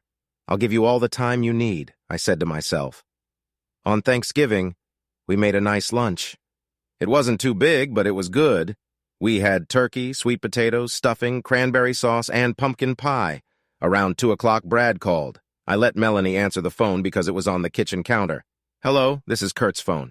Oh, hi, Mr. Bilson. Sure, I'll get him. He's just in the other room. Hi, Brad. How are you on this Thanksgiving Day? Well, here's your call. My wife thought it was strange to bother you on Thanksgiving. So, what's up? You need me in New Jersey? I said a bit loudly. Tonight? Really on Thanksgiving? 7 o'clock at Detroit Metro? Yeah, I'll be there. Honey, Brad needs me to fly to New Jersey tonight. They're having some issues and their boss is on vacation. Why do they need you to leave tonight? She asked. They have an order to fill by Monday morning. They'll work this weekend to get it ready by Sunday night. I need to make sure everything is there for Monday morning. I've also got to be at the GM plant to check that the parts are right for the customer. It's called just-in-time inventory. If they stop working because we don't have our parts, we could lose a lot of money. That's just how it is with car companies. I need to get ready to go. I have to be at the airport by 5 o'clock, I said as I rushed down the stairs to get my suitcase. I grabbed my suitcase and checked my laptop to ensure it was ready. I hid it well, then went back upstairs. Do you know where my toiletry kit is? I asked Melanie. Last I saw it, it was in the linen closet behind the shampoo, she replied. Thanks, honey. What would I do without you? I said, hiding my sarcasm. I headed upstairs with my suitcase. I put out both nice clothes, business casual, and clothes I could get dirty. Melanie knew I often got messy at work. I took my underwear, socks, shoes, shorts, swimming trunks for the hotel, t-shirts, and workout clothes. I also packed a suit thinking I might need it for a few days. Melanie walked in and saw all the clothes on the bed. "Do you really need all those clothes? I never know what I'll need. They might want me to meet with the GM executives." I explained. "I can't believe you have to leave on Thanksgiving. I need to be at the plant at 6 in the morning. I'd rather not have to catch a flight at 2 in the morning." "Well, I'll miss you," she said. I turned to look at her. The words sounded nice, but her face didn't match them. If Melanie did what I thought she would, I guess those were just words. I threw my suitcase in the trunk of the car. Then I went back inside and asked Melanie if she wanted to drive me or if I should park my car long-term. "If you drive me, you'll have to pick me up Monday afternoon," I said. She thought for a moment. I could tell she was thinking, "I don't like driving into Troy traffic, especially to the airport, but if I drive him, he won't have a car and can't come home anytime he wants. I'll drive you, honey. It's Thanksgiving. I'll miss you when you're gone. This will give me a little more time with you." Wow, she was really sweet, I thought. "Okay, we should leave in about an hour. What do you want to do until then?" I looked at her expectantly. "We don't have time for that." She replied, "Maybe when you get back. Or maybe not," I thought to myself. "All right, let's just relax," I said as I grabbed a beer from the fridge. I sat down on the couch and took a sip. She grabbed one, too, and sat in the chair across from me. "I'm sorry I have to leave, honey, but it's important," I said. "I know, sweetie. I'll just be alone all weekend. Call Mary. Go see a movie or something. She probably needs to forget about Jack losing his job. Tell her you'll buy dinner." "Yeah, I might do that." She paused. "Are you going to help at the shelter again this Saturday?" "Yes, they have a big push for adoptions until the end of the year. That takes care of Saturday then." "Are you going Black Friday shopping tomorrow morning?" "No, I don't really want to deal with the chaos," she said. "Then curl up with a good book," I suggested. "Yeah, I'll keep busy," she said. I believed she would. On the drive to the airport, we made small talk. "Just drop me off in front, honey," I said.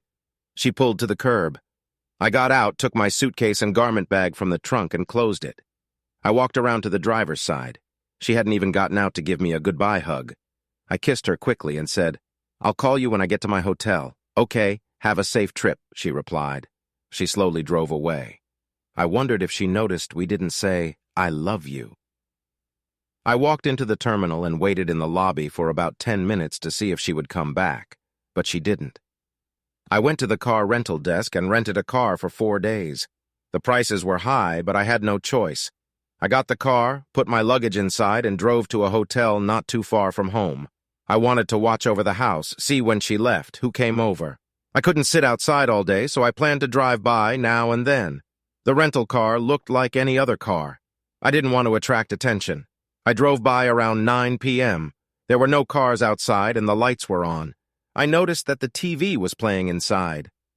I guess Jack couldn't leave his wife, child, and family on Thanksgiving. Maybe tomorrow, though. I went back to my hotel and waited until 10 o'clock to call Melanie. "Hey, I just got in. I'm going to bed now because I have to be at the plant by 6 o'clock. "Okay, sweetie. Thanks for calling." "I miss you," she replied. "I miss you too," I said. I really did miss her. The woman I fell in love with and married, not the person she had become. On Friday morning, I slept in. I woke up at 9:30, feeling well-rested for the first time in weeks. I got up, took a shower, and put on my jeans, a sweatshirt, and a baseball cap. Around 10:15, I drove by the house. There was Jack's car, but it could be Mary's. I decided to go to the bank where she works to check if she was there. Just see if her car is there, I thought. And it was. That was it. Tomorrow, while Melanie is at her work, I'll sneak in and get proof. I spent the day driving around Detroit. The city had its problems, but some helpful people were putting money back into it. It was slowly coming back. I would miss this place, even with all its faults. That evening, I didn't call Melanie. If she wanted to talk, she could reach out to me, but she didn't. Saturday morning, I had breakfast at a Denny's far from my house, so nobody would see me. After that, I drove back home, parked around the corner, and quietly walked into the backyard.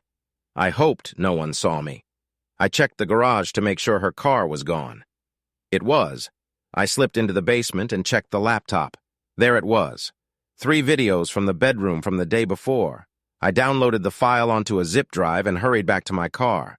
I would watch the file when I got to the motel. Then it hit me. How would I watch it without a computer? So I drove toward work. It was past noon and the place was empty. I opened the door with my key, went inside and locked it behind me. Then I went to my office. I started my computer, plugged in the zip drive and opened the file. The first thing I saw was my wife walking in wearing a teddy. The teddy I had bought for her on our 15th anniversary, which she had never worn for me. Anger boiled inside me. Jack was taking off his clothes quickly. "Wow, you look great in that. Did you buy it for me?" he said. "No, Kurt bought it for me a couple of years ago, but I have never worn it," she replied. "Why not?" Jack asked. "Because I don't like being intimate with Kurt." Jack looked confused. "But I do like being intimate with you," she said. That hit me hard. What was wrong with our intimacy? I remembered when we were first dating. She was wild. Our honeymoon was all about us. We ordered room service for almost every meal. Even the first year we were intimate every day, sometimes more than once. Even when she was pregnant, we were always at it. But after KJ was born, everything changed. I know having a new baby takes up a lot of your time, and all you want to do is rest when you can. But when KJ was finally on a regular sleep schedule, I felt like things never got better. I started to wonder what I had done to make her not want to be close to me anymore. When I looked at the screen, I saw something I didn't expect. They were together. He was on top of her and moving quickly. "Doesn't he treat you like this?" he asked. "Never," she replied loudly. Then he turned her over, putting her on her hands and knees. I had seen this before with someone else he was with. He was being rough with her, and she was moaning and crying out, "Harder, harder." And he did. She let out a loud cry. I hadn't heard that from her in years. Maybe I wasn't doing enough. He slowed down and started to touch her in a way that made her respond. "Oh, yeah," she said. "Let me get something." She reached for a bottle from the nightstand. It was half full. They must have done this before. She put some on her finger and touched herself. "Okay, I'm ready," she said. I couldn't believe what I saw. I had 3 different views of her. I didn't want to watch anymore. I paused the playback, printed out 2 copies of all the views and closed the program. I took out the USB drive and collected the pictures from the printer. I knew Mary would be interested in these pictures. I left my office and looked around the factory. I would talk to Brad on Monday about moving to a new place. I would miss this factory. It had been a part of my life for so long. As I walked outside, I thought about Melanie. She didn't want to be close to me, but she wanted him to treat her like she was nothing. I wasn't sure how to deal with that. I went to the hotel and sat in the dark for a while. After an hour, I went to a store and bought a case of beer. When I got back to the hotel, I just started drinking. I woke up on Sunday with empty beer cans all around me. I had a terrible headache. I got up, used the bathroom, and drank some water before going back to bed. I woke up again and saw it was 2 p.m. I needed to shower. I felt disgusting. I took a long shower and shaved. I looked much better, but still felt horrible inside. My marriage was not what I thought it was. The only good thing in my life was KJ would call me soon. I needed to grab some food. I hadn't eaten since Denny's the day before. I went back there again, not wanting anyone to see me. I needed to stay hidden for just one more day. I had to think of other plans, too. By now, Melanie might have chlamydia. Was that enough revenge? Well, I had divorce on my mind as well. As I ate my food, I realized how hungry I was. I wanted to end my marriage in a way that would hit her hard. I would tell her I wanted to celebrate Christmas with just the 3 of us on Saturday before her parents arrived. This way we could enjoy the holiday together without anyone else getting in the way. I wanted to create a scrapbook filled with memories from our years together. The last picture would come in a box with 17 red roses and 1 black rose, 17 years of a good marriage, and 1 year of bad. Inside the box with the roses, I'd include a collage of pictures from this weekend. Then I'd serve her the divorce papers. If I timed it well, her parents would come just as I was leaving. I wondered how she would tell them. While I was making these plans, KJ called. "Hi, KJ," I said. "Hi, Dad. Mom said you had to go out of town when I spoke to her last night. Should I call her to come pick me up?" she asked. "No, sweetie, I'll pick you up." "Are you at the airport or at the Barrens?" I replied. "I just got off the plane. I'm waiting for my luggage." "What's going on, Dad?" "I'll explain everything when I get you. Don't tell your mom anything, okay? Just trust me. You know I trust you, Dad." Okay, I'll be there in about half an hour. Sure, text me when you're here and I'll come out. I picked her up at the curb. She looked worried. Okay, what's wrong? Your mom doesn't know it yet, but we're getting a divorce, I told her. What? She exclaimed. KJ, remember before you left when you said I hadn't been right for about a month? You really notice things? Are you sick? She asked with concern. No, KJ, I'm not sick, but it hurts me to tell you this. We'll get through this together. On Halloween, I finally found out that your mom has been unfaithful. What? Yes, it's been going on since at least July 4th. I have proof. But let's just say I can't stay with her. She has done things that made it impossible for me to keep my dignity. However, I need you to pretend with me until December 20th. That's when I will tell her. Grandma and Grandpa will be here then so they can help her cope. Do you think you can do that? Well, I'm not home much anyway, so I guess I can play along. Are you sure you can't work things out? No, sweetie. I'm so sorry to put this on you like this, but I thought you deserved the truth. I felt something was wrong with you, but I thought it was about work. I'm so sorry, Dad. Does she know you know? No, she thinks I have no idea. I was feeling pretty bad until Halloween. That's why I said I had a migraine, making quotation marks with my fingers. Who is it? Is it someone I know? She asked. Well, I guess it will come out anyway, but you have to promise not to say anything or hint at it, okay? Sure, Dad. It's Jack Anderson. Wow, does Mrs. Anderson know yet? Not yet, I replied. Wow, Jasmine is going to be really upset. She thinks the world of her dad. Well, of course she does, KJ. No, Dad, she is really obsessed with him. That's part of why she's going to Wayne State. She wants to stay at home with him. I didn't know that. This will probably hurt her a lot. You need to help her through this, I said. I don't think she'll want my help, Dad. It's my mom he's with. Oh, right. Well, maybe Mr. Anderson and your mom care about each other, I said. I'm going to have her served just after our Christmas together, I told her. Wow, that's kind of mean, Dad. I know, KJ, but I want to do this before the year ends. I need to do it for my pride, too. There was a long pause. Now I have some good news, I said with a smile. How can there be good news? I could really use some after that bad news, she said. You're going to get a letter saying you're accepted to Cornell in the next 2 weeks. What, are you sure? Your old man has some connections. I didn't get you in, you did that yourself. I just heard about it early, and I've already arranged to pay for 4 years of tuition, room and board, books, and other costs. How can you do all that? She asked. That's where my connections come in. Don't worry about anything, KJ. I have it all sorted out. Just focus on getting good grades and pick something you'll love to do. I told you I want to be an engineer just like you, Dad. Now who's obsessed with her, Dad? I joked. Oh, Dad, I love you. Okay, hold on to this happy feeling for the next 3 weeks. Don't let your mom think anything is wrong, I said firmly. By the way, would it be too much if I took you to see the campus on December 20th?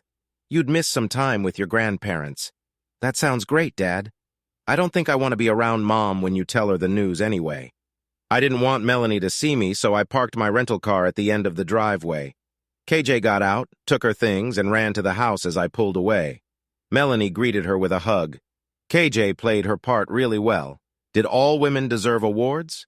I felt like Melanie pulled one over on me. On Monday, I checked out of my room, then I spoke with the lawyer. Everything was set. The papers would be delivered on the 20th.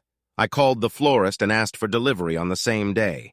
They told me it was already on their calendar. I told them that I wanted to put a picture on the lid of the box and asked if I could come by in the afternoon the day before to check on things.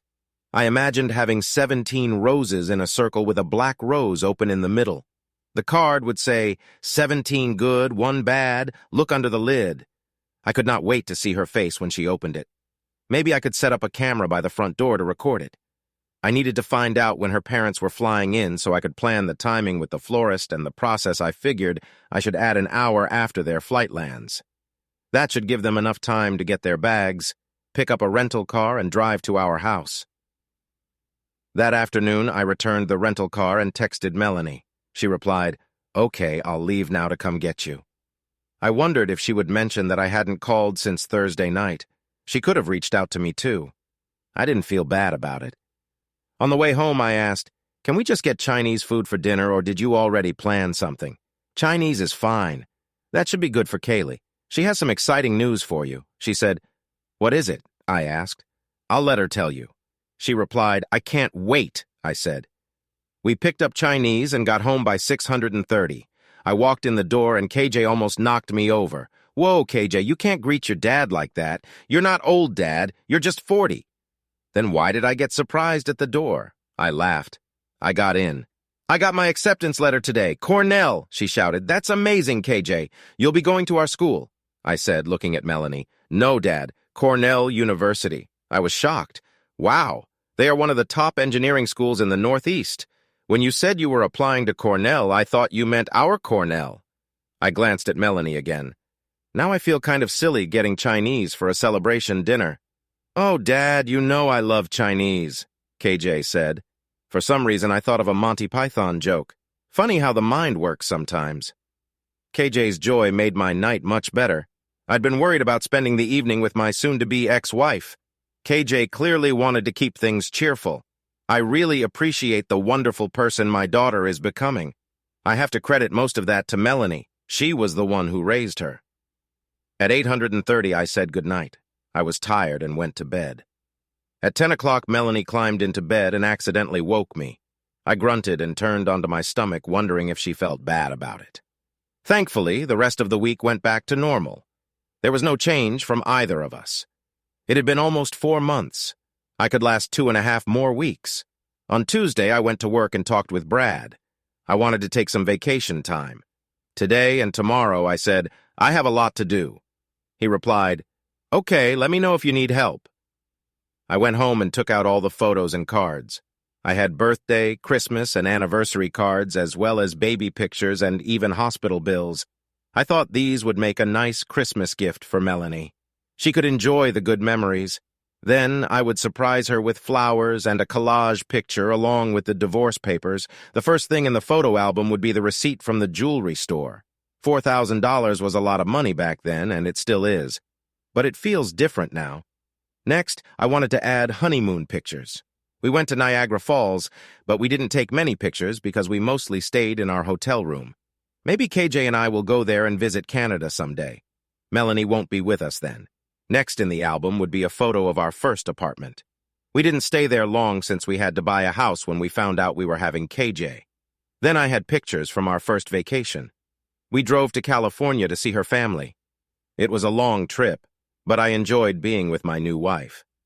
We stopped at the Grand Canyon, saw the lights of Las Vegas, drove through Death Valley, and finally reached her parents' house 4 days later. They were flying in on December 20th this year, just in time for the surprise from this photo album. I remembered that first vacation. Somewhere along the journey across America, we made KJ. It was such a great trip. I wished I could go back to that time when we were happy together. Next, I wanted to include pictures of Melanie during her pregnancy. She was small, but she had a big belly. I loved seeing her like that. She was so loving and needed me, and I cherished every moment. She was having our baby. I also wanted to add the hospital bill. Our insurance covered most of it, but we had some extra costs. I didn't mind. It was worth it to bring our baby into the world. As I looked at the bills, I noticed there were many expenses. Then I saw something that shocked me. There was a charge for a tubal ligation on a separate bill dated August 8th. That was a month before KJ was born. Why? Who asked for it? What happened? I had to find out. I couldn't go to the doctor to ask. She had passed away in a car crash 15 years ago. Who could help me? There were 2 other doctors in her office. Maybe one of them could explain this. I took the bill, got in my car, and drove to the OB/GYN office. Melanie still went to the same place even after her doctor had died. I walked in calmly and asked to speak with the person who handled billing. An older woman around 60 came out to talk to me. I asked if we could look at some old bills. Sure, she said. Let me get your wife's file. They should all be in there. First, I need to check if you are allowed to see them. Can I see your driver's license? I showed it to her and she found the paper that let me see my wife's medical details. We had signed forms for each other because of privacy laws. Thankfully, we were prepared just in case there was a problem. But this seemed like a big problem. Can we look at the bills from when she had Kaylee Jane? I asked. Of course, she replied. Those will be at the back of the file. We put the newer ones in front. She found the bills for the delivery, I explained. After about 10 hours of labor, they decided to do a C-section. She hadn't turned yet, so they were worried. That's what they told me while I waited.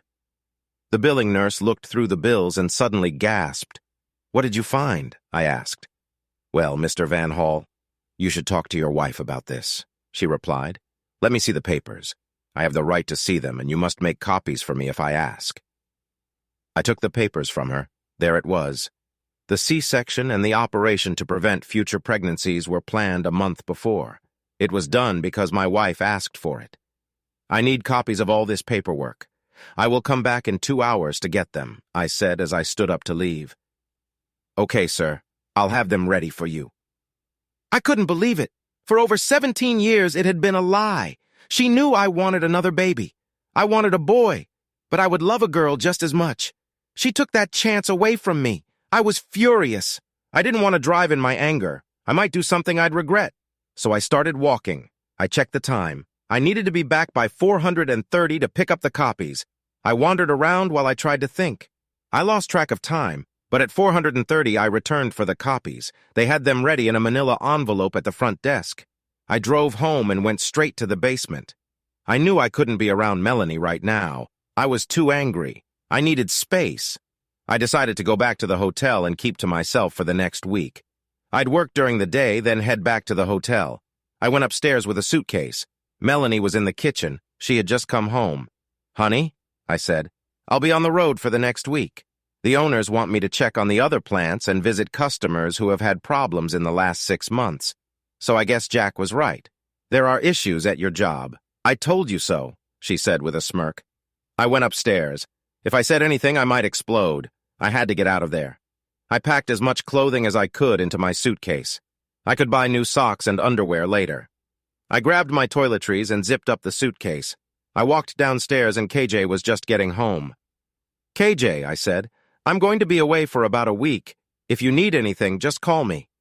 She looked at me and could see that I was upset. "We'll miss you, Dad. But I know you'll figure things out." "Thanks, sweetheart," I said as I hugged her. I remember I had some photos and papers to get, so I said, "Oh, I need to go downstairs to get my bag." I went downstairs, packed all the photos and papers into my bag, and tucked away my laptop. I returned to KJ and told Melanie, "I need to be at the airport by 7. I'll leave my car in long-term parking. I'll call you when I arrive at the hotel." Then I stepped out the front door. I drove into Detroit and booked a room at an Extended Stay America. It was a nice room with a little kitchen. I could stay here for a week. I put my clothes away and sat in the chair. I felt like my whole life was falling apart. Just a month ago, I was happy and had no idea what was coming. I sat there for a long time. Melanie had planned the C-section to hide the fact that she had a tubal ligation. She had prepared this at least a month ahead. She pretended to have contractions so she could be in the hospital on the day she had picked for the C-section. They made me wait in the waiting room for hours. They wouldn't let me go in. I couldn't believe it. I felt so clueless. Should I go home and confront Melanie? I knew that if I did, I might lose control. I've never hit a woman before, but I didn't know how I would react. I was very angry. I needed to calm down. I needed to stick to my plan. At least for this week, I wouldn't have to see her. I needed to talk to Brad first thing in the morning. I wanted him to call the plant manager in London. I thought I would like to visit that facility. I wanted to get out of the country. I didn't want Melanie to find me. My phone rang. I saw it was KJ calling. I also noticed it was almost 10 o'clock. Wow, I had been sitting there for almost 4 hours. I answered the phone. "Hello, KJ. I'm sorry I had to leave so quickly." "What happened, Dad? I could tell you were mad. You didn't even hug Mom or wait for her to say anything." "It's worse than I thought, KJ. Where are you? Can she hear you?" "No, Dad. I told her I had to go to Kelly's to pick up something I forgot. I'm in the car at the park. Where are you?" "I'm at a hotel downtown, close to work." "So you're not going out of town?" she asked. "No, honey. I just needed to get away from her. What happened?" she wanted to know. "I was going through the old photos and paperwork from our marriage and found the hospital bills from your birth. I was going to include them in the photo album for her Christmas gift. I was going through some papers and discovered that your mom had chosen to have a C-section for your birth and also decided to have her tubes tied. Because of this, I never got to have another baby, whether it was a boy or a girl." "Oh, Dad, I'm really sorry." Maybe you should forget about Christmas plans and just talk to her now and get it over with. I can't come home now, KJ. If I did, I might really lose my temper. I'm that angry. I need a few days to calm down. I'm sorry, Dad. I wish I could help. What you can do is act like everything is fine. I know it won't be easy, but please don't say or do anything that would make her suspicious. I need this to surprise her. I'm sorry for putting you in the middle of this. You know, KJ, that we both love you. This isn't about you. I'm really sorry. So what will you do for the next week? Are you just going to work like nothing is happening? I will go to work tomorrow and talk to my boss. He knows what's going on. I'll probably take some time off and visit some of our other offices. I may want to transfer. You can't tell your mom anything. She needs to think I got fired. Oh, Dad, I can't believe you're leaving me. KJ, I'm not leaving you, and I'm not leaving right away. This will take some time. You know you can call me and talk every night if you want. It won't be the same, Dad. No, it won't. But we'll make it work. I love you, KJ. I love you too, Dad. Well, you should get home now. Please try not to make your mom worry. Okay, Dad. I'll call you tomorrow night. Bye, honey. I hung up with tears in my eyes. The next morning, I went to work to talk to Brad. I wanted to tell him what I had found out. I also asked him to call the plant manager in London to see if I could have a meeting with him. I mentioned that I wanted to be fired on the 15th. He told me he had talked to the CEO about my situation, and they agreed that I could be fired and then hired back in London after my divorce, keeping all my seniority. I would have to promise in writing that I would work in London for at least 3 years. I told Brad they were being very generous and that I would give everything to this company no matter where I worked. I know you will, Kurt. I hope you can come back here as soon as you can after those 3 years. Yeah, I hope so too. I have enjoyed all the years I've been here. I left his office feeling both sad and happy. Sad because I would be leaving and happy because I worked for such a great company. That evening, while I was packing for my trip to London, my daughter called me. Hello, Dad. How are you? I'm doing okay, honey. How about you? Are you holding up? I'm okay. Mom said you didn't call her last night. I think you should call her tonight if you feel ready. I should. Sorry for forgetting. Guess what? Mom heard from Mrs. Anderson today. Things just keep getting worse for them. Jasmine has an infection. Oh, no. I know KJ said Jasmine was really into her dad, but could she have gotten it from him? Does she have a boyfriend who might have given it to her? I asked. Mom said Mrs. Anderson told her that Jasmine doesn't. Did she know who gave it to her? I asked. She won't say who it is, she said. The boy might not even know he has it. Jasmine needs to tell him, and if she has been with anyone else, they need to know too, I told her. She said she has only slept with one guy, she replied. KJ, maybe you should talk to her. She will need a friend, and you might help her talk to the guy who gave it to her. Wow, I thought that guy is awful. KJ did say Jasmine liked Jack a lot. Maybe that's why when everything comes out, it will really hurt that family. I felt bad for Mary. She was such a nice woman. She didn't deserve this. See what you can find out, KJ. Be there for her, I said. I will, Dad. I'm going to visit another factory tomorrow, so I might be out of town for a few days. You can call me if you need anything. Okay, Dad, have a safe trip. Don't forget to call Mom, she said. I will, KJ, love you. I love you too, Dad. I hung up and took a moment to clear my mind before calling Melanie. I wanted to keep it short and just let her know I was okay. I would try not to let my frustration show. I dialed her number. Hi, honey. Sorry, I forgot to call you last night. I got in late. That's okay, honey. I know you're worried about your job. Can you fix the problems? She asked. I hope so. They're counting on me, I replied. I know you can do it. You're great at solving problems, she said. Yes, I am, I thought to myself. I will handle our issues in a way that will surprise her. I'm really tired, Melanie. I'll call you again tomorrow night, I said. Okay, honey. Sleep well, she replied. The next day, I drove 2.5 hours to London. I toured the factory and sat down to chat with the manager. He seemed like a nice guy. It was mid-afternoon when I left the factory and decided to head to the Canadian capital. That was something I wanted to do for a long time. It would take about 7 hours to get there. When I arrived, I got a hotel room and called Melanie. It was around 10 o'clock. Hi, honey. Sorry for calling so late. I just got to the hotel. It's been a long day. That's okay, honey. I'm glad you called anyway. Did you fix anything? She asked. Not yet, but I talked to the plant manager and we have a plan, I replied. Are you coming home this weekend? No, I'll probably be away until at least Wednesday. I'll miss you, she said.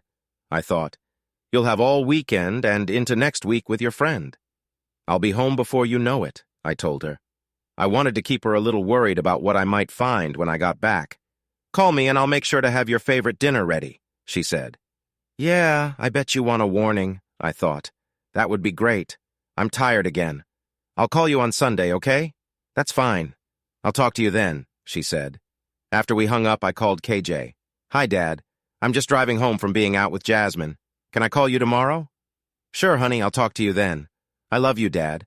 I love you too, KJ. Good night. I hung up and went to bed. I was worn out. Driving always takes a lot out of me. The next morning, I visited the capital. It got me excited to work toward my goals. I would be traveling a lot soon. Around 6 o'clock, I got a call from KJ. Hi, Dad. Sorry, I couldn't talk to you last night.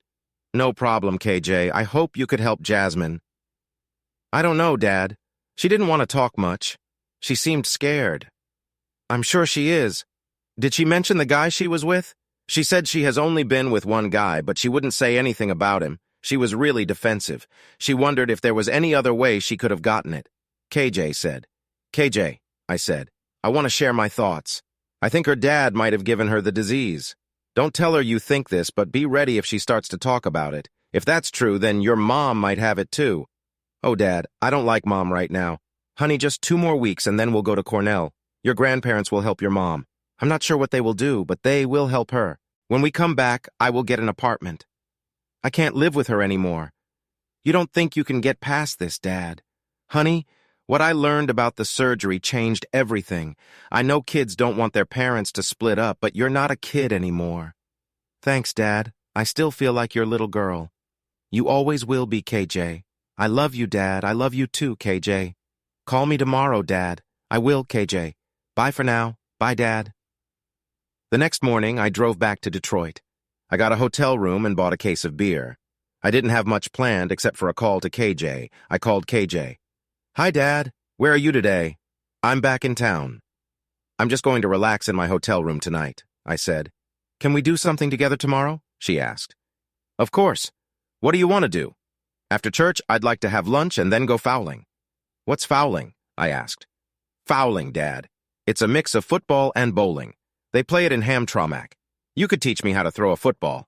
We could talk, and I could tell you what I found out from Jasmine, she said. I don't think we'll run into anyone we know in Hamtramck, so that should be fine. We made plans for when and where to meet, and I said goodbye. Then I opened a beer. I wouldn't drink too much tonight. I didn't want a headache when I met KJ tomorrow. I started thinking about Jasmine. I felt sorry for her.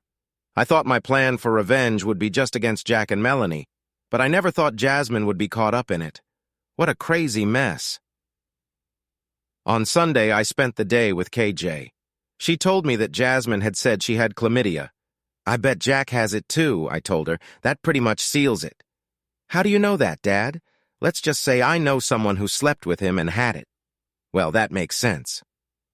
Jasmine said she loves the guy she slept with and would never tell who it was. She knows they will never get married, but it doesn't matter. She loves him anyway.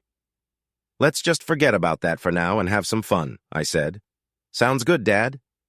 So we enjoyed our time together. I learned a new sport, and it was a lot of fun. We had dinner, then she went home, and I went back to the hotel. I called Melanie and then went to sleep. The next 3 days, I focused on finishing things at work. I started giving my projects to other engineers. They looked a little confused, but I would explain later. On Wednesday night, I went home. I had come to terms with her lies over the years. I could be in the same room, even in bed with her, and show no feelings. I knew it was only for another week and a half. Melanie seemed happy to see me. So how are things at the other plants? Did you sort things out? I hope so. I did my best, I told her. Do we need to worry? She asked. I don't know, I said, letting her worry instead. I went to bed soon after dinner.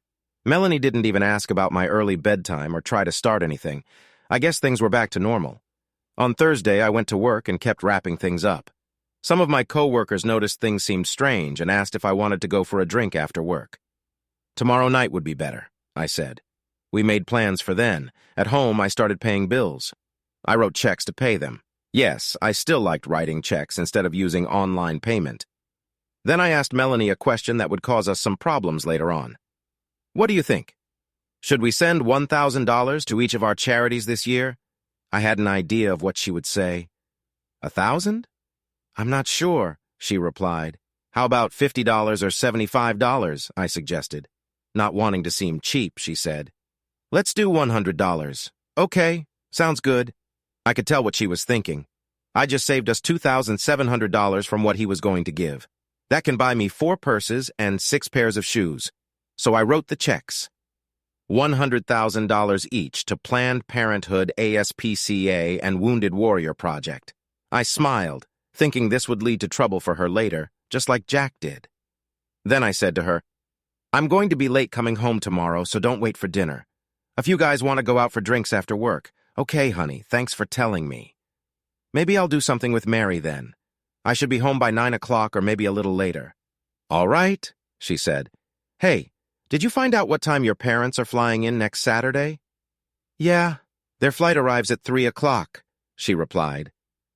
I think I'd like to have our family Christmas before they arrive if that's okay with you. This way, we can just enjoy our time with your parents without thinking about gifts under the tree. I'm behind on the Christmas decorations and will need all day tomorrow to set them up. That's fine with me. I need to finish my Christmas shopping tomorrow. I won't have time on Saturday because I'll be at work. I'll make sure to have everything done by the time you get home. That would be great, honey. A little later, we went to bed. I smiled as I laid down. My plans were coming together. On Friday, I went out to the bar with my coworkers. They didn't realize it would be the last time I would do that. Saturday morning, I got up and started putting up Christmas decorations. I hung up lights while thinking about Christmas. I would be spending it with the best gift I ever received, my KJ. Why did Melanie have to take away more gifts like that? I decorated with tears in my eyes. Now, I'm not like Clark Griswold, but I do have a lot of decorations. It took me until 4 o'clock to finish everything, including the tree. A fake one, of course. It wouldn't be right to cut down a tree every year just for a month. I stepped back and gave a sad smile. This would be the last time I did this. Well, at least for a while. I had about an hour until Melanie got home, so I thought I would mow the lawn one last time before winter came. This would also get rid of the last of the leaves, so it was a good use of my time. It was getting a bit chilly outside, so I went inside to put on my Cornell College sweatshirt. Any chance I could take a little jab at Melanie about our good times? I would. As I was finishing up, Melanie came home. I pulled the lawnmower into the garage and thought about the happy times at Cornell.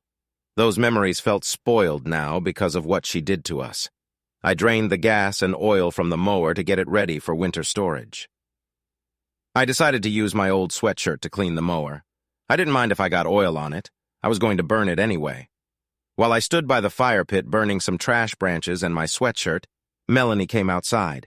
She walked up to the fire and said, "Can we order takeout? I'm not feeling well, and I think I have a UTI. That's a urinary tract infection in case you didn't know." I smiled and asked, "Sure, what do you want?" Then she saw my sweatshirt in the fire. "Is that your Cornell sweatshirt? Why are you burning it?" "Yeah, I got oil on it, so I figured I'd just burn it with the yard waste," I replied. "That's too bad. I know you love that sweatshirt. We'll get you a new one. Do you want me to order pizza or something else?" "Pizza's fine," she said. "I'll order it, clean up, and go pick it up." I took out my phone and called the local pizza place. I went back into the house with a big smile. She thinks she has a UTI, but wait until she goes to the doctor. I changed my clothes and left to pick up the pizza, whistling happily as I stepped outside. I wondered what would happen when she found out from her doctor that she had chlamydia. Would she figure out what happened to Jasmine? I know she's not great at math, but she could put 2 and 2 together. That night, the pizza tasted especially good. Maybe it was the extra flavor of my revenge. I liked it hot, not cold like some people do. On Monday, I was at the office, still smiling. "You look like a cat that just caught a bird," Brad said. "Sometimes things go according to plan, not exactly how you expect, but it still works out," I replied. "What's so good?" Brad asked. "The trouble is about to start in the Anderson house. Remind me never to get on your bad side," he said. "Today is my last day, Brad. You won't have to worry about it," I joked. "I can't believe you want me to fire you just 10 days before Christmas. It's all part of the plan. You're trying to save the company, and I'm the 3rd highest paid person here. They won't fire you or the CFO, so I have to go. That's what the other employees will hear. They'll work harder for you, at least for a while. You're tricky, Kurt. What kind of severance package do you want? 3 months' pay plus my vacation and personal days, I said. I'll talk to HR and make sure it stays quiet. Brad answered. Thanks, Brad. You're a real friend, I replied. So when do you want to start in London? He asked. Would March 1st be too long? I asked. That should work just fine. I'll hate to lose you. I hope you'll be back soon. It all depends on the divorce, Brad. Either way, remember I'm just a phone call away if you need me to come back for any urgent advice. That might happen more often than you think, Brad replied. After work, I packed my things and walked out with a box in my hands. I said a quiet goodbye to the few co-workers I saw. I got home early, but Melanie didn't say much. She seemed lost in her thoughts. I guess it would take at least a day to get the test results. At least she must have been told she didn't have a UTI. I thought this was a good time to share my news about being laid off. Honey, we need to talk. Has anyone ever had good news after hearing those words? She looked at me with concern. What is it? I got laid off today. I let the words sink in. Oh no, what will we do? She exclaimed. Well, I'll put my resume together and start looking, but don't expect anything before the new year. It'll just be like a little vacation, I said, trying to smile. Why are you so cheerful? How will we make it? She asked. You might want to prepare a resume, too. We might need you to get a good job, I said. I could see her face pale. We have some savings. We should be fine for a few months, I reassured her. So what do you want for dinner tonight? Can we get takeout again? I still don't feel good. What did the doctor say? Is it another UTI? No, she's running some tests. I should know in a couple days, she replied. Pizza again, then? I asked. Let's get Chinese instead, she decided. All right, I'll order it for 6 o'clock. Will KJ be home tonight? I inquired. She should be. We need to tell her about your job. I'm going to lie down until dinner, she said. I went downstairs to pack up more of my things. Saturday would be here soon. At dinner, we told KJ about my job. She seemed surprised at first, then gave me a knowing look while Melanie went to grab some soy sauce. On Tuesday, I spent the day online. Melanie thought I was looking for jobs, but I was actually planning trips to different state capitals. I also did chores around the house that I had been putting off. Mainly, I was just trying to avoid Melanie. On Wednesday morning, Melanie received a call from her doctor. He wanted her to come in right away. I smiled as she left the house, thinking she would get bad news, and I would feel happy the rest of the day. I called Melanie while she was at the doctor's office. I told her I would run some errands and wouldn't be back until dinner. When I returned home, Melanie was in bed. She said she caught a bug and that the doctor had given her some medicine and told her to rest. I went down to the basement to check the computer, hoping to overhear a phone call. Jack, you're a jerk. You gave me an STD. Yes, I know it was you. I don't sleep with people who might give me an infection. Well, I guess that's not true.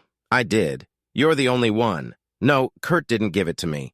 I haven't been with him since I can't really remember. Maybe August. You're the only one, Jack. I guess you can't say the same, can you? Does Mary know? I hate to ask, but what about Jasmine? So you're saying she got it from a toilet seat? That's not what she told Mary.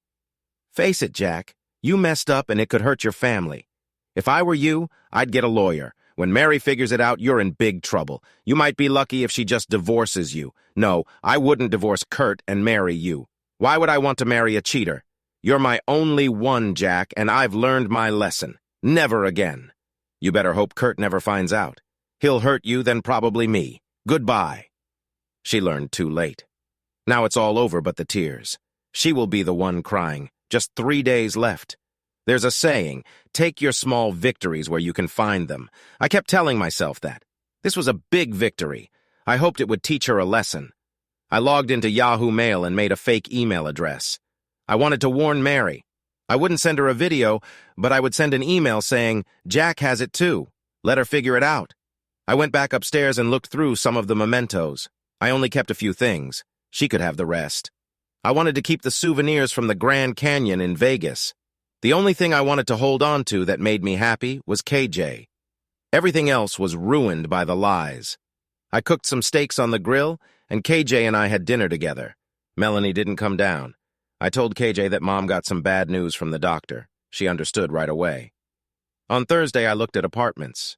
I found a nice one. They were willing to let me pay month to month if I paid an extra $100 each month. I agreed. I moved some of my things from the basement. I would wait to bring the rest of my clothes until Saturday. When I got home, Mary was sitting on the couch, her head in her hands, crying to Melanie. I looked at Melanie and silently asked, "What's wrong?" Acting like I didn't know. "Jack," she mouthing back. I walked out smiling to myself. Another win. I told Melanie I would take KJ out for dinner so they could have some time alone. I could see the guilt on Melanie's face. Another win. KJ and I went to a seafood place for dinner. We talked about Jasmine, Jack, and Mom having a family. Then KJ asked me, "Do you have it too, Dad?" I told her that her mother and I hadn't been together in about 4 months, so no, I didn't have it. She looked shocked. "Really? 4 months, Dad? This is tough to talk about with you, but you're growing up now, so I think we can keep it." Well, straightforward. I guess that's the right word. Your mom and I used to have a good relationship. Then you were born, and she didn't want to anymore. It's not your fault, so don't think that. I had to start things every single time. Until July 4th. We came back home, and your mom was the one who started it. I was so happy. I didn't know back then, but that was when she began seeing Mr. Anderson. I think she felt bad about it. We did connect a few more times that month, but again, I had to start it. Since August, nothing. I'm sorry, Dad. So am I, KJ. You're strong. You'll get through this. Don't be too hard on your mom. She will need your support in the next few months. "What are you going to do?" she asked. Well, today I rented an apartment and took some things from the basement there. After we visit Cornell this weekend, I'll have a place to stay. You'll go back home to your mom and grandparents, you'll finish your senior year, enjoy your summer, and then go to Cornell in the fall. Don't worry about me. We'll talk on the phone all the time. I can stop by every day. I might not be there very long. I actually plan to move by March 1st. Until then, I'll be traveling. She started to cry, and it made me cry too. KJ, I love you. Remember that, no matter what happens, I love you. That just made her cry even more. We were making a scene in the restaurant, but I didn't care. After dinner, we drove around and tried to think of happier things. I didn't want to go into the house with tears in our eyes. I didn't want Melanie to notice anything. Mary had left. Melanie told me she's going home to tell Jack to leave. I told her that if things got too hard tonight, she could come back here and spend the night. I hope that's okay. Sure, honey, no problem. This felt a bit like the movie we watched. It's funny how life sometimes feels like art. I hope that for Melanie's sake, Mary never finds out that she is the other woman. It would be a good time to send another anonymous email, but that would mess up my plans, so I'll wait. Mary came over, but Jack wouldn't leave. What did he have to lose? Mary planned to see a divorce lawyer tomorrow. I thought about giving her my lawyer's name, but decided against it. I didn't want to ruin my plans. I went to bed, leaving them to talk. I was thinking, going to London, Ontario will get me out of the country. And if I know my wife, she would likely move back to California right after KJ graduates. That would put a whole continent between us, and I could drive 5 hours to see KJ at Cornell. Great. I didn't want to be annoying, but I would see her at least once a month. I hope she didn't mind. I put my phone on the charger, turned over, and went to sleep. On Friday morning, I did some chores around the house. I wouldn't miss this place. It was Melanie's house, too big and empty for me, but I would miss the memories. We had spent the last 10 years here. I told Melanie I had some errands to run and left. I called the lawyer to make sure we were ready for the meeting the next day at 4 o'clock. I needed done exactly at 4 o'clock, I said. No problem. It was already arranged. Then I stopped by the florist. I took my collage of pictures of Melanie and Jack inside. I asked the person at the counter if I could see the delivery. She took it out of the cooler and opened the box. It was perfect. There were 17 red roses around one black rose in the center. I took the lid and asked for some double-sided tape. I put the collage on the lid and lightly covered it with tissue paper, leaving one corner open so she would see it. The card said, 17 good, 1 bad, look under the lid. I made sure they knew to deliver it at exactly 3:55 the next afternoon. They promised it would be done. I paid the bill, including a little extra for delivery. Then I told the woman I wouldn't be there to give a tip to the driver, so I gave her a $20 bill to pass on. After that, I went back home. That night, I slept really well. I woke up at 8 o'clock and made a big breakfast. KJ was already up and had started the coffee. I took out eggs, waffle mix, bacon, ham, sausage, biscuits, and gravy. I was going all out. It took me over an hour, but we finally sat down to eat. Eat until you're full. You never know when your next meal will be, I said, remembering something my dad always said. KJ found it funny. This time I think it meant a lot to Melanie. After breakfast, we relaxed together. I told them I would grill steaks for lunch around 2 o'clock. I wanted to spend the day with family because that's what really matters, especially right now. We all shared stories about past Christmases. Remembering made us feel happy but sad at the same time. At 1:15, I turned on the oven and put in 3 big baked potatoes and a sweet potato casserole. I started the grill around 1:45 and put 3 big porterhouse steaks on it. Then I went inside to make salads for everyone. KJ came into the kitchen and said, "Let me do that, Dad. You go watch the grill. Thanks, KJ. You're the best." I stood at the grill thinking about my life. Bittersweet was a good way to describe it. We had lunch and continued to enjoy being together. Around 3 o'clock, we went to the living room to open presents. We always saved the big ones for last. My presents were the usual gifts: socks, underwear, pants, shirts, everything a guy needs. KJ got some nice gifts, but I had a lot for her from both her mom and me. Then I gave KJ a present. She opened it and found a used laptop that I had made sure was all cleaned up. "This should last you at least through your first year at Cornell," I told her. "Thanks, Dad." KJ smiled. Next, Melanie handed me a box. I was curious about what was inside. There was a card on it. I opened it and read, "To the best husband in the world, I hope you can use this." When I opened the box, it was a new briefcase. My old one was nearly 18 years old. I smiled and said, "I sure can't, thanks." Then I gave Melanie my present. She opened the box to find a photo album that I had made. She looked at the front cover, which said, "Our Time Together." The first picture in the book was of the algebra book that had brought us together. We still kept it on the shelf. Next were photos from our time dating, our diplomas, the receipt for her engagement ring, our wedding day, the reception, our honeymoon, our first apartment, and our first trip to California. I wrote a note saying, "Kaylee Jane was conceived somewhere along the way." Then came pictures of her pregnancy, our baby's first photos, birthday cards, party pictures, and vacations. There were even memories from Disney World and graduations. She took her time looking through the album, enjoying the memories. I turned to Kaylee and said, "Let's clean up this mess, Kaylee." We picked up all the wrapping paper and boxes, carried her gifts to her room, and took mine to the car. We returned just in time. I checked my watch. It read 354. Melanie turned the last page, which was blank, except for a note saying to be added in 5 minutes. Just then, the doorbell rang. "Melanie, can you get the door?" I asked. As she went to answer it, I quietly walked outside to my car and Kaylee followed me. The florist handed Melanie a box of flowers. She opened it to find 17 red roses and 1 black rose. She picked up a card and started reading it. When she turned the lid over, she saw the tissue paper inside. She tugged on it, and it tore. Then she saw a picture, but it took her a moment to realize what it was. Even from the driveway, I could see her face go pale. She looked up and saw a woman walking toward her. "Are you Melanie Van Hall?" the woman asked. "Yes, I am," Melanie replied, sounding confused. "You have been served," the woman said, handing her a manila envelope along with a card. Melanie opened the card. "To my wife of 18.5 years, honor E emotions, I adoration, our respect to trust L lies I infidelity, HEAR tard LID. At that moment, she fainted.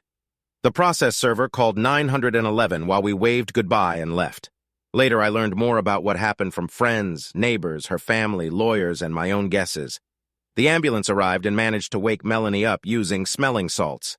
They checked her health and asked if she wanted to go to the hospital. She said no. Just then her parents arrived. They hurried to the house to see what had happened. They found Melanie on the couch with a manila envelope on the floor, some papers spilling out. "What happened, Melanie?" "Are you okay?" her mom asked as her dad picked up the envelope. "Kurt filed for divorce, Marge," he said. "Melanie, what did you do?" They looked around and saw a photo album and a box of flowers. Her mom opened the album and started to look through it. "This is lovely, dear," she said to her daughter. Her dad picked up the box of flowers, saw a black rose, and then looked at the card. He found the lid pushed under the coffee table. His wife turned to him when she heard him gasp. She looked at the lid and her eyes opened wide, turning to Melanie. She said, "You didn't." Melanie started to cry. They gathered everything together and took it to the kitchen table. They laid out the items, keeping the lid turned so no one could see the picture inside. Her dad took the papers from the manila envelope as her mom said, "You two can work through this, but it will take a lot of effort from you, Melanie." Then her dad added, "I don't think they can fix this, dear." She looked at him confused. He opened a paper that looked like an old hospital bill. Then he looked at his daughter. "Did you have your tubes tied after the C-section?" Melanie's eyes went wide. She screamed and passed out again. Her mom got a cool, wet towel and placed it on her head. When she woke up, she looked lost. Her dad said, "Melanie, you are my daughter, and I will always love you. But right now, I'm very upset with you. I can't believe you hurt your marriage this way, either by cheating or with the tubes tied." He might have forgiven the affair. Women do odd things when they are nearing 40. He glanced at his wife and she looked away. "But he won't be able to forgive you for getting your tubes tied without telling him. You know he wanted at least one more child. Remember, Marge? They tried for years. She took that dream from him. She has been carrying this secret since Kaylee was born." They looked over the divorce papers. Her dad asked, "Is it true that your household net worth is only about $65,000? Melanie replied, "No way, Dad. We have investments cash in the bank of $401K, and the house, our net worth, should be over $600,000. "Well, that's not what this says. He must be hiding money. We need to get a lawyer to find out where that money is." And so they did. I was called to court at the end of January. I had to return from a road trip out west. I stood before the judge with my lawyer. The lawyer told me this judge is known for usually agreeing with women in divorce cases. She looked straight at me and asked, "I see in the bank statements from November that you have over $600,000 in home value, investments, savings, and 401K. But in your divorce proposal, you say your worth is only $65,000. Can you explain the big difference?" "Your Honor, I used $250,000 to pay for my daughter's college tuition at Cornell starting this fall. That brings my total down to $350,000. I also donated $300,000 to 2 charities my wife likes and one that I like, each getting $100,000. So that leaves me with about $65,000 net worth. Here are the receipts and canceled checks, Your Honor." My lawyer stepped up and handed them to her. I added, "The $65,000 is just an estimate based on what we can sell our house for. The other things are paid-off cars and personal items. She keeps her car and I keep mine." "You really donated $300,000 to charity? What charities are they?" "Did you talk about it with her first?" the judge asked. "Yes, I talked with her on December 11th, the same day I wrote the checks. We were in the kitchen and I was paying bills. I asked my wife, 'How much do you want to donate to our favorite charities this year, honey? $1,000? She said no. So I asked about $50 or $75. Then she replied, "No, let's do $100,000. So that's what I did. I wrote 3 checks, one to Planned Parenthood for $100,000, one to ASPCA for $100,000, and one to the Wounded Warrior Project for $100,000. My wife is very generous with our money. I meant $100, not $100,000, my wife shouted. The judge looked at me. Planned Parenthood and the ASPCA were 2 of her favorite charities, and she couldn't force them to give the money back. The Wounded Warrior Project wasn't her favorite, but it mattered to many people, so she couldn't do anything about that one either. Then Melanie shouted, "He gave me a disease." Before the judge could respond, I said in a controlled but angry tone, "Your Honor, I have never had a disease, nor have I ever been unfaithful. Maybe you should ask my wife if she can say the same." So she had spoken to Jack after I sent a Merry Christmas email saying, "Merry Christmas, I hope you like your present." I included a picture of him with a lady he shouldn't have been with. I signed it KVH. Sir, cheating is not part of this court case and is not a reason for divorce in this state. We are here to find out where the money has gone. Usually a divorce agreement includes paying for the child's education. You have already done that in advance.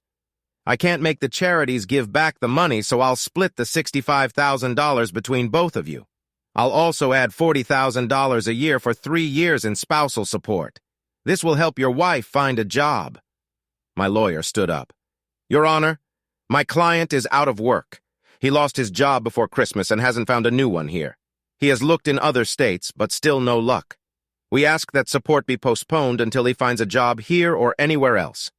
Agreed. Spousal support will start once he finds work, lasting for 3 years. I smiled inside, thinking she didn't say anything about working in another country. Your Honor, my lawyer said. Yes, she replied. Can we get a decision on the divorce now? Do both parties agree to it? My client does. My lawyer answered. I turned to look at Melanie. She stared back at me with anger and sadness in her eyes. My client agrees too. Melanie's lawyer said she knew we would never get back together. The surgery was too big for us to forget. All right, the house will be sold and the money shared. My lawyer said it was the quickest divorce he had ever seen. Epilogue. After a month of hiking in Europe, I started my new job in London, Ontario. I told them I would be there for at least 3 years, but might want to move back to Detroit after that. I also promised to work hard to make it the best plant in the company. I left my marriage nearly broke, but so did she. The difference is that I can live very simply. In 15 years with smart investments, I could grow my money to $1 million. Epilogue. 15 years later, life doesn't always go as planned. I did move back to Detroit after 3 years and left the London plant as the best-run plant in the company.